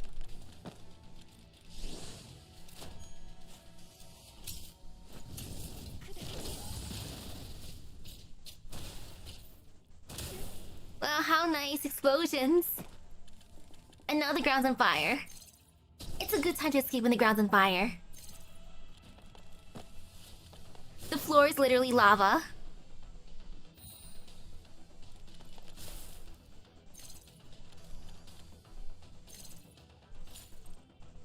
Ta-da! Lena leaves nimbly through the robot encirclement as she fights. Let's talk and we're doing 40. The number of robots here is increasing. Sorry about that, but I don't have clearing permissions, do I? I'm trying to draw the enemies away from you. UMP-40 points at several small shapes among the robot horde from where she's hiding behind a piece of cover. The Goliaths are moving among the robots and distracting them under UMP-40's commands. They may not be able to do much damage, but they're messing the battery situation up at least. Over here, over here. 40, are you sure they're doing any good? All those robots are still chasing me. Lena points behind herself, where one of the Goliaths UMP-40 sent out briefly draws the robot's attention, but they soon change targets back to Lena. Eh? Why are they doing that? Lena looks over at UMP-40, who has only just realized what's going on, and shrugs helplessly. Looks like it's up to me after all. I've got an idea, 40. Work with me here. Having just shaken off her pursuers, Lena suddenly turns around and plunges back into the robot swarm. The robots pivot to follow Lena's movements. Meanwhile, she nimbly leaps on top of a Goliath that UMP-40 is steering. The robot gather around the Goliath, but just as she's about to be fully surrounded, Lena jumps into the air again and yells, 40, blow it! Kaboom! Following the loud explosion, the robots attempting to surround her are blown to bits. Lena raises her gun and engages the remaining ones, cutting them all down in a hail of gunfire. Despite quickly eliminating the robots, Lena doesn't stop. Instead, she sprints toward another Goliath. 40, over here! Got it. Thanks to Lena and UMP-40's coordinated efforts, the creepy robots surrounding them are soon wiped out. As she watches the countless fragments disappear, UMP-40 skips over excitedly. Well done, Lena. That was a truly brilliant plan. It was just a flash of inspiration. That was an amazing one. But you were amazing too. Saying so, UMP-40 smiles and raises her fist, waggling it at Lena. What's this for? Well, we ought to celebrate our first joint victory with a fist bump. Huh? A very similar scene overlays itself on what she's seeing. A long time ago, beside a firing range, it seems a pair of dolls encourage each other in a similar manner. Lena takes up UMP-40's sunny smile and extends her own hand, bumping against UMP-40's. Here's to jolly cooperation. Yep, nice working with you. She can feel a warm sensation through her touch knuckles. As Lena withdraws her hand, she can't help but smile. Didn't Lena do this with you in the past? It feels like I've gotten a little closer to Leva now. Sure did. It's how we cheered each other on. Oh yeah, now that you mention it, it feels like Leva's here right now, for some reason. I feel totally full of energy. UMP-40 happily squeezes her fists and looks around. Suddenly, she claps her hands in surprise. Hey, it seems the fog has cleared up by quite a bit. Lena, let's go. Yep. Lena nods, but just as she's about to follow UMP-40, something comes to mind. Oh right. Don't you think something was weird just now, 40? What do you mean? You were doing your best to distract the enemy during the battle just now, but the robots were all focused on me, as though they knew I was a real fighter. Are those data monsters really that discerning? Now that you mention it, that does seem pretty strange. Let me think. I got it. Maybe it's because I'm part of Level's Zero Cloud data too? Maybe these machines regard me as an ally. After all, I am basically a huge source of redundant data. Still, it's just a little guess on my part. Since we can't confirm it with Persica, however, we can try observing the movements of the robots in upcoming battles. And if it really is the case, we can put that plan of yours to good use. Yep, that's right. I'll pay more attention to that going forward. One more thing. UMP-40 grabs Lena with a somewhat apologetic look on her face. I couldn't help much in the battle just now because I didn't have clearing permissions. After all, Leva used to clear all the data by herself, and I never asked for it, because I was afraid of deleting data she wanted to keep. But things are different now, at this rate. It'll just end up affecting the recovery of Leva's neurocloud, so please request temporary permissions for me once you can contact Persica again. That way, I'll be able to help you in battle. Sounds like a plan. Still, that's only if Persica gives it the all clear. It'd be really bad if we deleted Lava's data by accident. Of course, and besides, I'll be relying on you until I'm allocated those permissions. I'll help cover you though. Yep, leave it to me. It's totally not sus at all how the enemies aren't regarding 40 as an enemy. Totally not concerning at all. Definitely won't have any betrayal, right? Giant mech rampage. A gigantic brute stands in the way of the search for truth. Truth, please. Yeah, she totally gave me admin permissions that Level never gave me for some reason. You can trust me. Is this a second data source? UMP-40 stops by a set of ruins. Lena stops as well and surveys her surroundings. The creepy fog is still in the air. Along with the data fragments, a twisted towering steel frame is faintly visible through the drifting fog. She's been chilling on Level's neurocloud for over a decade. As a close, trusted friend, what could possibly go wrong? Yeah! Especially after that beginning where she's the one being like, hey Leva, you should come here with me into this one area where the ground disappeared. Totally not sus at all. Is that a Ferris wheel? Why is it so chilly? Maybe we should call it a Scaris wheel instead? I mean, the queue's filled with those weird robots. Huh? Hey look, the girl's there too. UMP-40 at the center of... UMP-40 points at the center of the robot horde. A petite black form is sitting in a half-open gondola, idly kicking her legs and singing quietly. A trusted friend who had read-only permissions. Wonderful. Da-da-la-la. Her ethereal voice drifts on the wind. The countless robots surrounding her contort their body in time with her song, as though they were dancing to the melody. However, the stiff contortions of these steel beasts don't add an air of warmth to the scene. Instead, they just make this entire scene that much more bizarre. Ew, that's just gross. That's kind of mean, Lena. They're trying their best to dance. It looks like those data monsters are actually obeying her. Yeah, that's totally not suspicious at all. Where did she come from anyway? Why don't we go figure that out right now? You've got that. Whatchamacallit, that emitter Persica gave you, right? Yep. Lena takes out the emitter and hands it to UMP-40. Huh? You're giving it to me? The robots we met along the way didn't attack you, right? That means you got a better chance of getting through them and getting to the girl. I'll help you draw off the robots while you go in. Oh, I see. That's really smart, Lena. UMP-40 accepts the emitter, and the two of them carefully circle around the ruins as they move toward the girl. Lena suddenly comes to a halt when they're about 10 meters away from the outer edge of the robot crowd. Get ready. 3, 2, 1. And with that, Lena opens fire as she rushes towards the gathered robots. Hi! Over here, you rusted buckets! Drawn by the gunfire, the robots promptly surge toward Lena. With the robots' ranks greatly thinned by Lena's distraction, UMP-40 takes the opportunity to dash toward the girl. However, the girl seems to have detected her beforehand. She ignores Lena's attack and runs straight towards UMP-40, and then... she throws herself at UMP-40. Yay! Well? UMP-40 frantically stumbles back. Then she sees the girl tilt her head in confusion. She points to herself and then at UMP-40.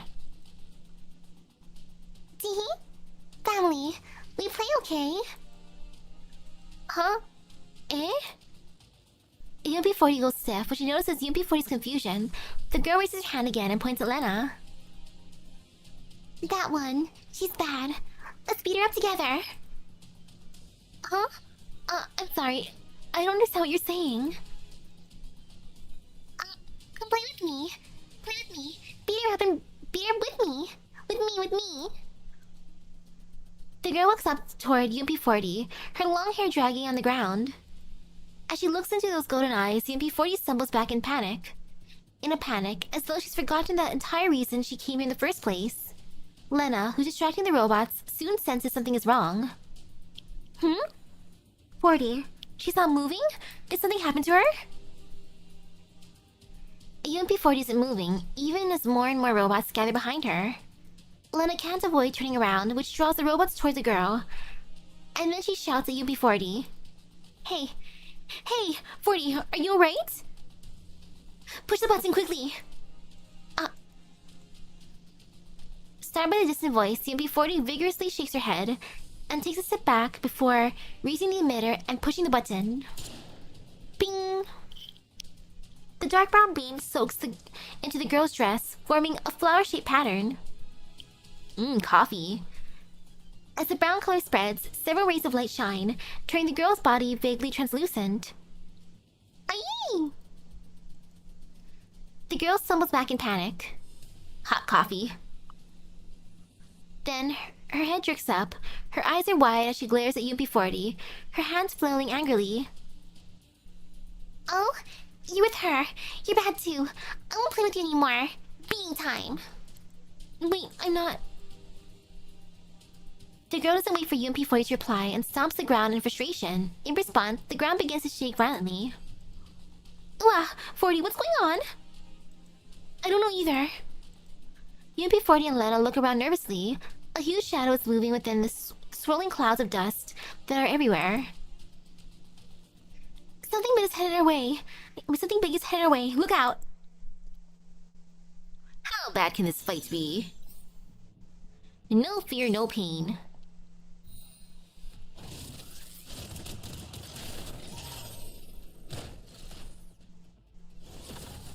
Ta-da! Okay, fine. Time to evacuate again. AKA, just relax. Are we gonna blow up some barrels again?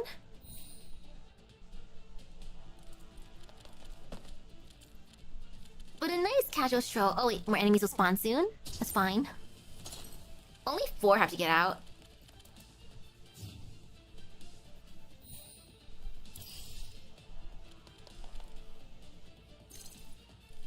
Hello, what's good?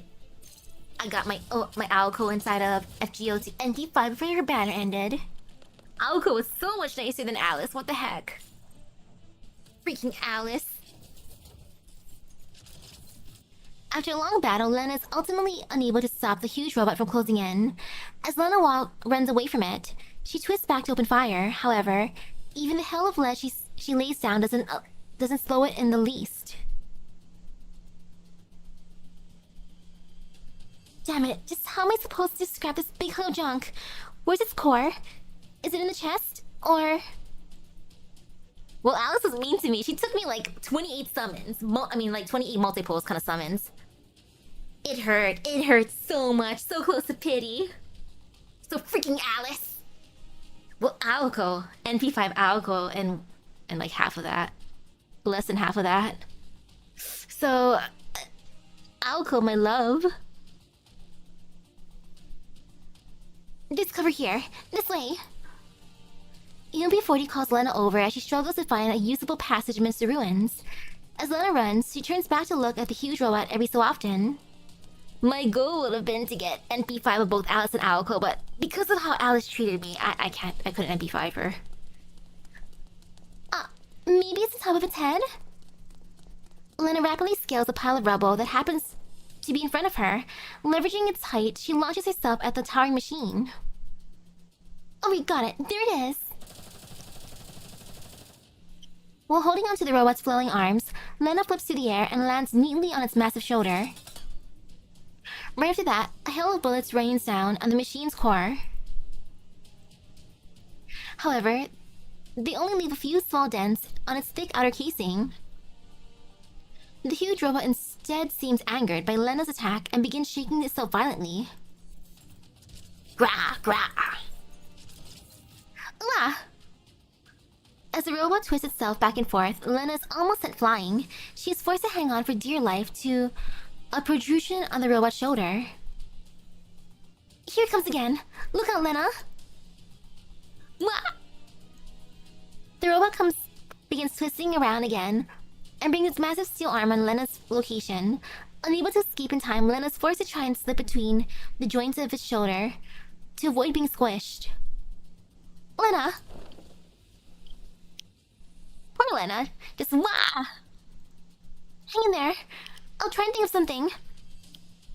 UMP-40 looks around frantically. Several Goliaths are moving between the rubble, trying their best to hold off the attacking robots. Right, I'll go with that. Come on, boys, this way.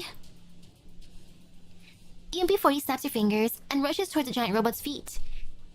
It raises the foot to try and stomp on her, but UMP-40 deftly evades and rushes towards its other leg. The Goliaths follow UMP-40 and rush the giant robot as one, completely surrounding it. And now, 3, 2, 1, bang! Several explosions erupt at once. The giant robot shakes violently as countless parts begin falling from its body. Ooh, super good luck for MP5. Okito's Saber Altar. Lena takes advantage of this brief respite to jump down from his shoulder and disappear into the nearby rubble. Gra, gra, gra. Without a target to attack, the giant robot turns around in confusion. A moment later, it leisurely strolls off into the fog. Phew. Are we safe? After seeing the giant robot leave, Lena gets up and looks for UMP-40. When the Goliaths went off just now, she clearly saw UMP-40 being blown away into the distance by the explosion's shockwave. Sure enough, she soon finds UMP-40 face down in the pile of rubble. UMP-40! Lena rushes over to help UMP-40 up, brushing away the dust covering her body. Are you okay? With Lena's help, UMP-40 slowly gets back up. I'm fine. What do you mean fine? Just look at you. The shrapnel cut you up. You're hurt everywhere. UMP-40 can't help but reach out to pat Lena in a soothing way. I'm fine. All these are just simulated reflections of data damage. It's okay. It'll all heal up in a bit. But that's way too risky. What if you get damaged in a way that doesn't heal up? Leva will be sad if anything happened to you. She'd be so hurt. UMP-40 raises her hand and flicks Lena in the forehead. Leva will be sad if you get hurt too. And besides, you want to talk, seeing how you just tried to jump right onto the head of that big lug without any regard for your own safety. It was an emergency and I wanted to take it out quickly to save Leva. Lena rubs her forehead. The head of steam she was building up suddenly gone. Haha, I guess we both got too anxious. UMP-40 laughs and struggles to her feet, pulling Lena up with her. Actually, I wasn't trying to put myself in danger. Things ended up like this because I was starved by that little girl. I was the one who made trouble for you. That's okay. Nobody could have expected her to summon such a huge pet. But you reacted so quickly too. No wonder Leva has so much faith in you. Having you around is really reassuring. UMP-40 smiles and ruffles Lena's hair. That said, we need to promise each other that we won't pull such risky stunts again in the future, okay? Oh, yeah. Lena rubs her nose in embarrassment. The big ruckus we made just now seems to have cleared out the fog quite a bit. Want to see if you can contact Persica? Oh yeah, you're right. Lena quickly tries to open another transmission channel. This time, the long silent connection finally goes through. The connection broke again just now. Did something happen? Huh, looks like it did. Did you find a new data source? Yep, we did. We managed to attach the tracker program to the girl too. Oh, that's good. I can start my analysis now. It'll take a while to analyze the data, so keep clearing it for now.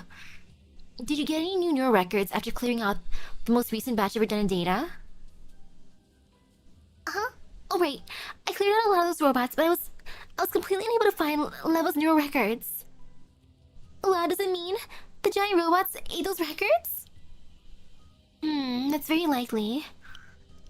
Well, the map seems to be broken. I can sense the data source moving around inside the fog, and its movement speed is very close to the giant robot from just now. The map's broken? What happened? We're not sure either. It stopped displaying anything after we went through the fog. Is it because of interference from the redundant data? I only managed to find the data source thanks to 40's guidance. Yep. I guess it's because I'm always in Level's neural cloud, so I can sense the replication of those data sources, even through the interference. Want to compare what you have? UMP40 sends information on the data source to Persica. After a brief comparison, Persica nods in approval. While it deviates slightly from the exact coordinates, the general direction is correct, and this info can be used even if the map is broken. So after all that, you're saying that Level's neural records are still inside that core of that big lug? I should have just taken it out just now. I don't think you could have eliminated it on your own, right, Lena? UMP40 turns to Persica. Persica, could I have temporary permission to clear the redundant data in Level's neural cloud? It's too dangerous for Lena to take 2 monsters on alone. The clearing efficiency would definitely go up with 40's help. Sure, saving Level's the priority right now. After a few quick key presses, Persica nods. Right, go give it a try. Make sure you properly ID your targets when using it.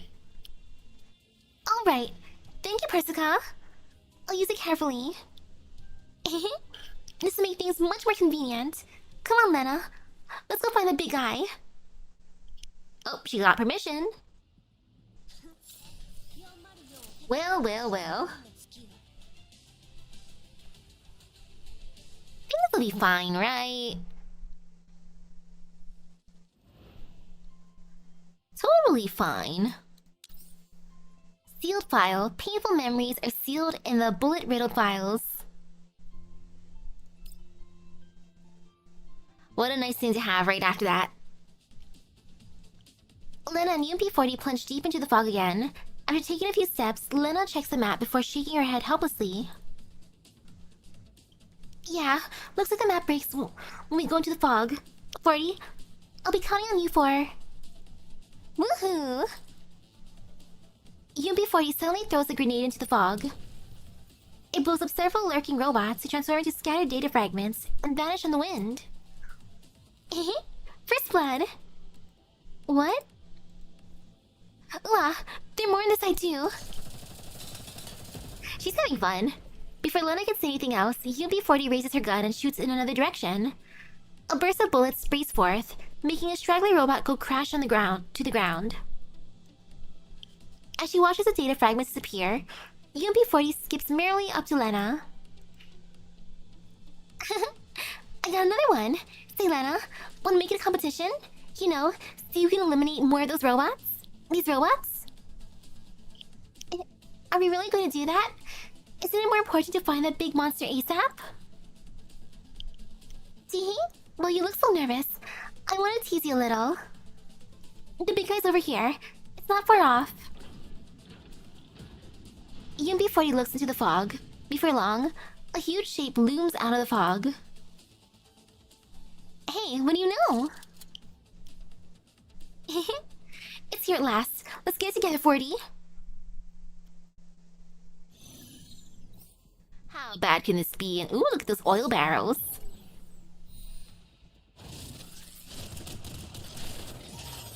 Where's the big guy? I don't see him. Well, 7 out of 11.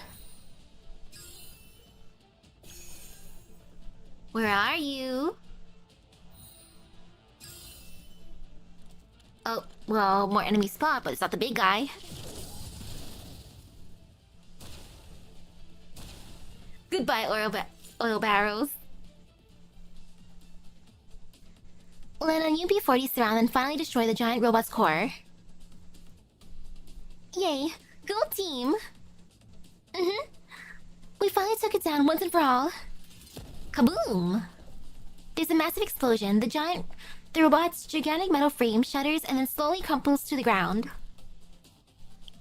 Lena and UP-40 hastily back away. However, a small black figure darts out from a corner of the battlefield and runs straight for the robot, as though it's not afraid of being squished by its falling bulk. Huh? Is that girl? But why? As she looks to where the girl's looking, Lena notices something is wrong. Something shiny and gleaming seems to have fallen from the giant robot's core. Wait, is that... 40, stop! Stop her! After firing a couple of shots, Lena rushes towards the collapsed robot. Stop! No sniping! After realizing Lena's aim, the girl charges forward and tries to catch up with her, only to be driven back by a burst of gunfire from UP-40. In the blink of an eye, Lena has rode up to the robot. UP-40 follows her, warily keeping her gun trained on the girl. The girl angrily waves her arms at the two dolls blocking her path. That's mine! Mine! Give me back! How is this yours? This is Leva's neural space. Yeah, this is clearly Leva's. The girl glares angrily at Lena, and then she turns to UP-40. Why are you helping her when we're... UP fires another shot at the girl's feet, interrupting her. Well, I don't know who you are. Don't even think of trying to harm Leva. You better stay away from us if you want to live. You're bad too. I hate you. Hate you both. The girl stomps on the ground harder and harder, but no robot comes forth in response. Before UP-40 and Lena can approach her, she punches the air in frustration and then runs off into the distant fog. Looks like she's gone. She's got quite a temper on her. After seeing the girl leave, UP-40 finally lowers her gun. Lena bends down and prepares to pick up the shiny object. This should be the data source. Lena, look! UP-40 suddenly tugs on Lena's sleeve.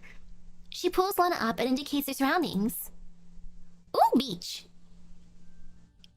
The giant robot dissolves into data fragments following its defeat. The fog that's everywhere fades away and a brilliant blue expanse of sea spreads before their eyes. Snow-capped waves gently lap at the beach. In the distance, a Ferris wheel towers over the sands, its colorful round gondolas slowly turning in time with the music. The fog is gone. It's so beautiful. Yep. I didn't know there was such a beautiful place in Leva's neural cloud. After seeing Lena's unfounded face, UP-40 laughs and bends down to pick up the shiny fragment on the beach. Isn't this UP-40's dog tag? Huh? Lena looks down at UP-40's palm. There's a small rectangular piece of metal there, covered in scuff marks made by bullets.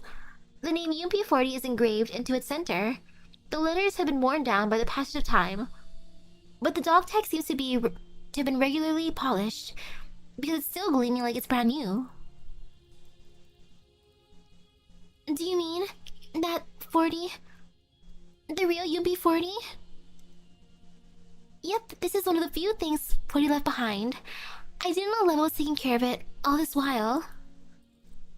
Then, how about seeing what its records contain? I haven't looked through them yet. I think you should be the first to read something that important. UP-40 hands the dog tag to Lena. With the utmost care, Lena begins reading the records contained within. Inside the lab, UP-45 is currently lying inside a repair pod. Persica is standing beside her, carefully studying the data on the screen. In this theory, we can extract the simulated persona from your base layer and configure it as a secondary processor core capable of independent computation. This will take up a bit of your internal memory, but it'll stabilize your base layer. Plus, having an additional core can be quite useful in electronic warfare. Yeah. However, I must remind you that the simulated UMP40 that you insist on extracting was essentially created by Beep. While the simulated persona is based on UMP40's personality and hasn't shown signs of Beep, nobody can guarantee that Beep in the future. Are you sure you want to keep her? It's not the real 40, you know. I know it isn't the real 40, but I want to keep it anyway. Actually, the secondary processing core you want doesn't need to have a simulated persona assigned to it. You can completely delete the persona, which would not only remove Beep, but it'll also simplify maintenance going forward. Also, if you keep it, you have to face Beep someday. 45. Have you really Beep? I know what I'm doing. This is the last thing 40 left to me, even if it means Beep. I don't want to give up on it. How determined? Alright then. I'll do what you said. UMP45 nods. Persica looks at the monitor and begins typing at high speed. UMP45 falls silent for a moment before she suddenly speaks. Persica, can you Beep? Yep, it's not often that you ask me for a favor, so don't worry. Beep. Strings of data fly across the screen. EMP45 stares calmly at the ceiling, her hand tightly clutched around the battle-scarred dog tag in her pocket. Lena stops reading the memory. Looks like the memory was from when Persica helped modify Leva's neural cloud, but it's strange. Why can't I read the whole thing? Want to give it a try, 40? Lena hands the dog tag over to UMP40. UMP40 tries to read it too, but then she frowns. Yeah. I can't make out any of the key details. It's as though someone encrypted the records. Also, I just tried to decrypt it, but the encryption system's code is very unique, so I couldn't do it.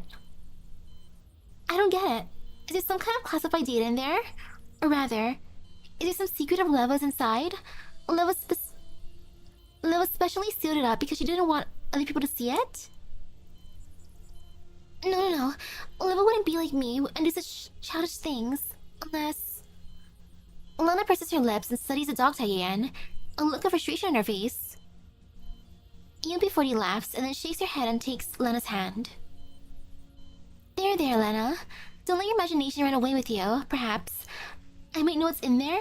After all, the simulated persona they're talking about is me. And this record might be related to the information that led to my inception. Huh? Don't look so down, come with me. UMP40 drags Lena onto the snowy white beach and picks a spot with an excellent view before pulling Lena down into the sand with her. Then she strikes a very storyteller-ish pose. Did you know how I was born? This is the Maldives. Ja, sunshine, blue skies, and the sea. Our promised land. Promised. I see. I think I understand. UMP45 slowly wipes away her tears. These are all memories of my time with 40, our most cherished possessions. Which is why you know all this. All seen taken directly from GFL1. That's right, everything about you and 40. Our neural clouds share a common origin. It's not that difficult for me to simulate a virtual persona that imitates her. Deep down, I've always been hoping that 40 never left me, so I created you in my subconscious, which explains your presence in level 3. Yep, that's it. I'm just a simulation you created. A virtual persona that will never replace your one and only UMP40. As she gazes out across the boundless blue sea, the gray-haired girl smiles wistfully. Yes, I'm the virtual persona that 45 created. Back then, 45 was forced to bid 40 farewell because of Operation Butterfly. All she managed to bring back from that cruel battlefield was this dog tag. UMP40 strokes a small piece of metal she's holding. 45 couldn't accept the fact that she lost 40, so she began to unconsciously rely on her memories and simulated a new 40, in other words, me. I was born for 45. Protecting her, comforting her, supporting her, keeping her from ever being hurt by the past again. All these are my reason. At first, 45 wasn't aware of my existence. I lived in the base layer of 45's neural cloud. It was a dark and lonely place with nobody around, where every sound I made was swallowed up by the blackness. But one day, 45 fell into her base layer by accident, and then she found me. From that day onward, 45 would come by every now and then and talk to me. She'd tell me what happened on the outside, her worries and frustrations, and gave me all kinds of things in the outside world. She even asked Persica to extract me from level 3 to level 2 so I could access information about the outside world, even though it meant eating up her system resources. EMP40 looks into the distance and smiles, and a smile spreads across her face. My world changed ever since I was released into level 2. Or rather, I should say that day when I learned about what the world truly was. Through her eyes, I could see all the people she used to talk about. Squad 404, Kalina, the commander. I saw the pretty houses and the lively amusement parks in the green and white zones, the deserts, sandstorms, and elids of the yellow zones. I was really very happy. 45 always treated me as a friend, even though I wasn't the real 40. Even if I was just a persona cobbled together out of data and broken memories. Therefore, I treated 45 as my friend too. My one and only, my realest and truest friend. She changed my world and taught me happiness. From the moment onward, I truly wanted to protect her. I hoped my existence would make her feel happy and at peace. I watched 45 turn to lava as the years passed. I saw how she gathered more and more friends to her side, and how she went further and further with her bravery and determination. Eventually, it seemed as though she's been able to fulfill her wish from all those years ago. 40. Suddenly, UMP40 stops halfway through her monologue and turns to look at Lena. Then she cheerfully pats Lena on the shoulder. That's why I'm really glad you're around, Lena. Huh? That's because you're always keeping Leva company. You've always stayed by Leva's side no matter what happened over the years, and you're always earnest and sincere while doing it. I can tell you now, you're special to Leva. Lena pauses and scratches her head in a stiff and unnatural way. Well, I don't feel special. I'd like to say we're family, but truth be told, I've always been the one plastering myself to Leva, haven't I? After all, in the beginning, I described a gun that looked like hers and insisted that we were sisters because of that. But you and Leva, your actual sisters, it was decided from the moment you were rolled out, like a mark that's forever etched into your frames. I can't compete with that no matter what I do. Is that so? Well, that might be true if I was the real 40. That's not true, Lena. You also found clothes that look like hers. EMP40 chuckles. But, you know, I'm not and will never be UMP40. I'm just a simulated virtual persona. Right now, my presence is less of a consolation for Leva than a burden.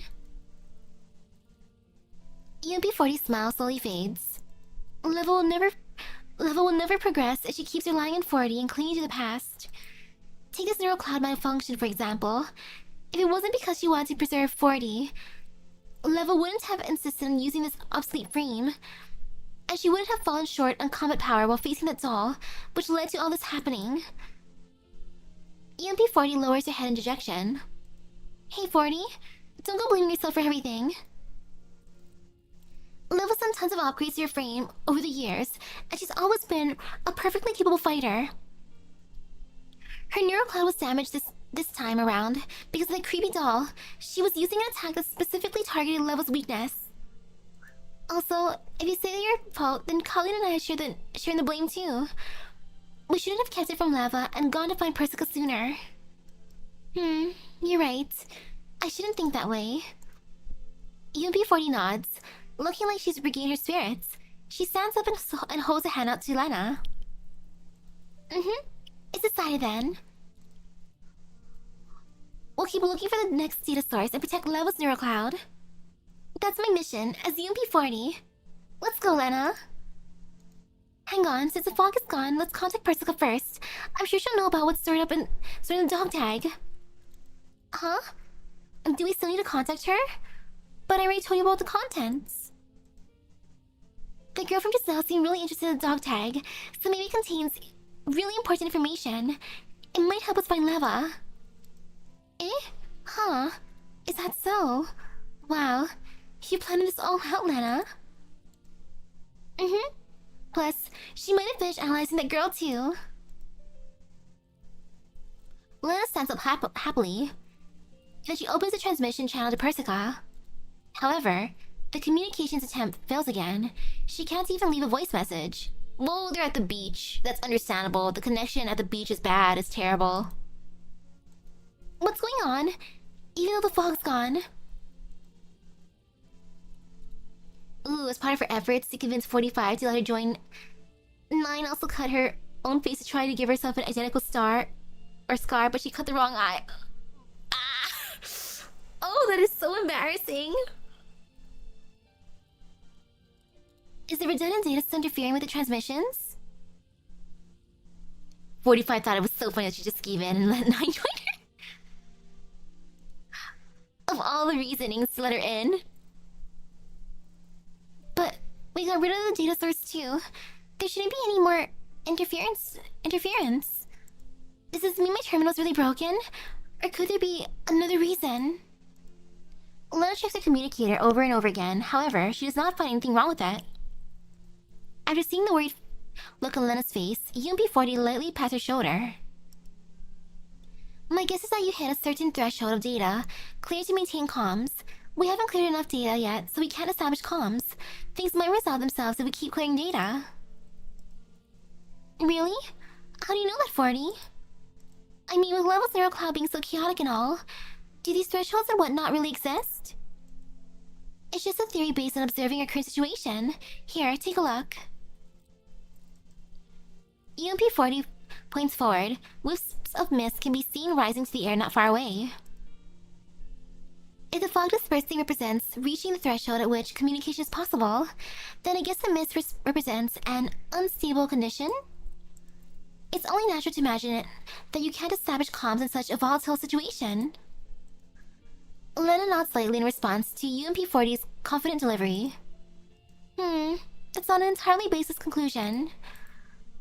But if we can't contact Persica, then we won't know when we can figure out the contents of the dog tag. Oh? I don't think we need to be in such a hurry. UMP40 smiles. She looks a little more relaxed now. Why do you say that? You're in a hurry to decrypt the dog tag because you're looking for clues about Leva, but we don't even know if it contains anything we can use.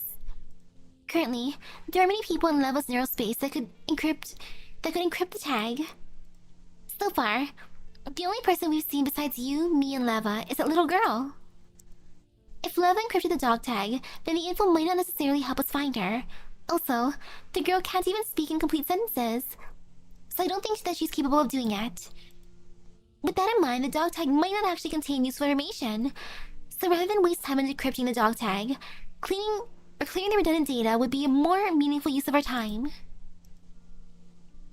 In fact, not being able to decrypt the dog tag is because of interference from the redundant data. I'm willing to bet like that.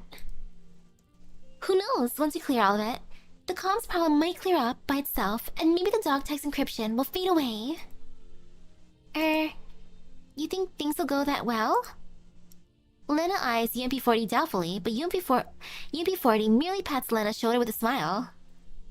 Totally not sus at all. It's like, why do you want that dog tag to stay unencrypted so badly, huh? Well, I'm not totally confident of that. After all, things in this neural space are always changing. But seizing the moment and clearing the data is better than just sitting around and waiting. And besides, I'm worried Leva's situation is going to get worse if we don't keep moving forward. Here, have a look. UMP-40 points into the distance. At some point, several large fissures have appeared at the end of the path. What's that? Where did they come from all of a sudden? Lena looks worriedly at the fissures. Right as she does, more and more fissures appear, and more fog begins swelling out of them. UMP-40 looks at the fissures and shakes her head worriedly. Leva's neurocloud is becoming more and more unstable. We can't delay any longer, Lena. After seeing the worried look on UMP-40's face, Lena nods earnestly. Got it. Since we can't contact Persica, we don't have any other choice. Let's look for the next data source, 40. Beach.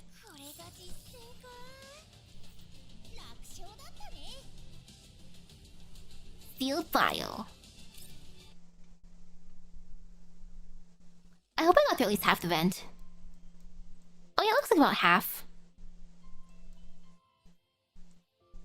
Just making sure. 1, 2, 3, 4, 5, 6, 7, 8. And it's 1, 2, 3, 4, 5, 6, 7. Yep, about halfway through. And I just gotta double check when it ends. Okay, it says the 22nd, and today's the 19th. Oh yeah, there's plenty of time. Easy. Between about 1.5 and 2 hours left. Easy, super easy. I got this. Plus, look at me not procrastinating too much. I already did my challenge quests and my supply, so I'm doing decent. No fear, no pain. Next time I play, I will rescue the VIP Leva. Yeah, 22nd and not the 29th. The time is a tease, it's only for the store. But this'll be fine. Man, I'm excited to see what happens in Zets. But I do want to eat part of my carrot cake. I'm not eating that in my room just in case I make a mess. I don't trust myself. If frosting gets on my computer, I am screwed. So I'll eat that in the living room. I'll be semi-decent. Eat some carrot cake, maybe take a sip of coffee, and then refresh for some information because I do want to get that. I want to get the concert ticket for Hololive. Come on. I at least want day one, but they're not releasing information for how to get the pre-sale code yet. I've been stalking the fan club. I've been stalking social media every so often. But I saw no information, so I'm kind of sad. I'm a little bummed. Hopefully they release information soon because the sale starts at 6 a.m. for Hawaii Standard Time. I gotta wake up at 5 something on a work day just to make sure I can hopefully find that code and get in. And if I can't, I'ma cry a little bit on the inside. I'ma be so cranky at work. I'll crash out. Half kidding. But yeah, fingers crossed for the best. Ooh. Yeah, definitely worth finishing the events then. I want to see the historical events. I so wish I could have seen all the dresses for that one scene. Would have been nice. But yeah, either Monday or Tuesday I gotta finish it. I'll look at my schedule later on. So with that being said, thank you for stopping by the stream. I hope everyone has a great rest of your day. Epic Gacha luck. It is carrot cake time, so see you guys later. Bye bye. I also am gonna get some instant coffee. I'll make myself some instant coffee because I'm inspired by Persica. I love me some instant coffee. Though mine's not gonna be as sweet as her coffee. But it will still be good nonetheless.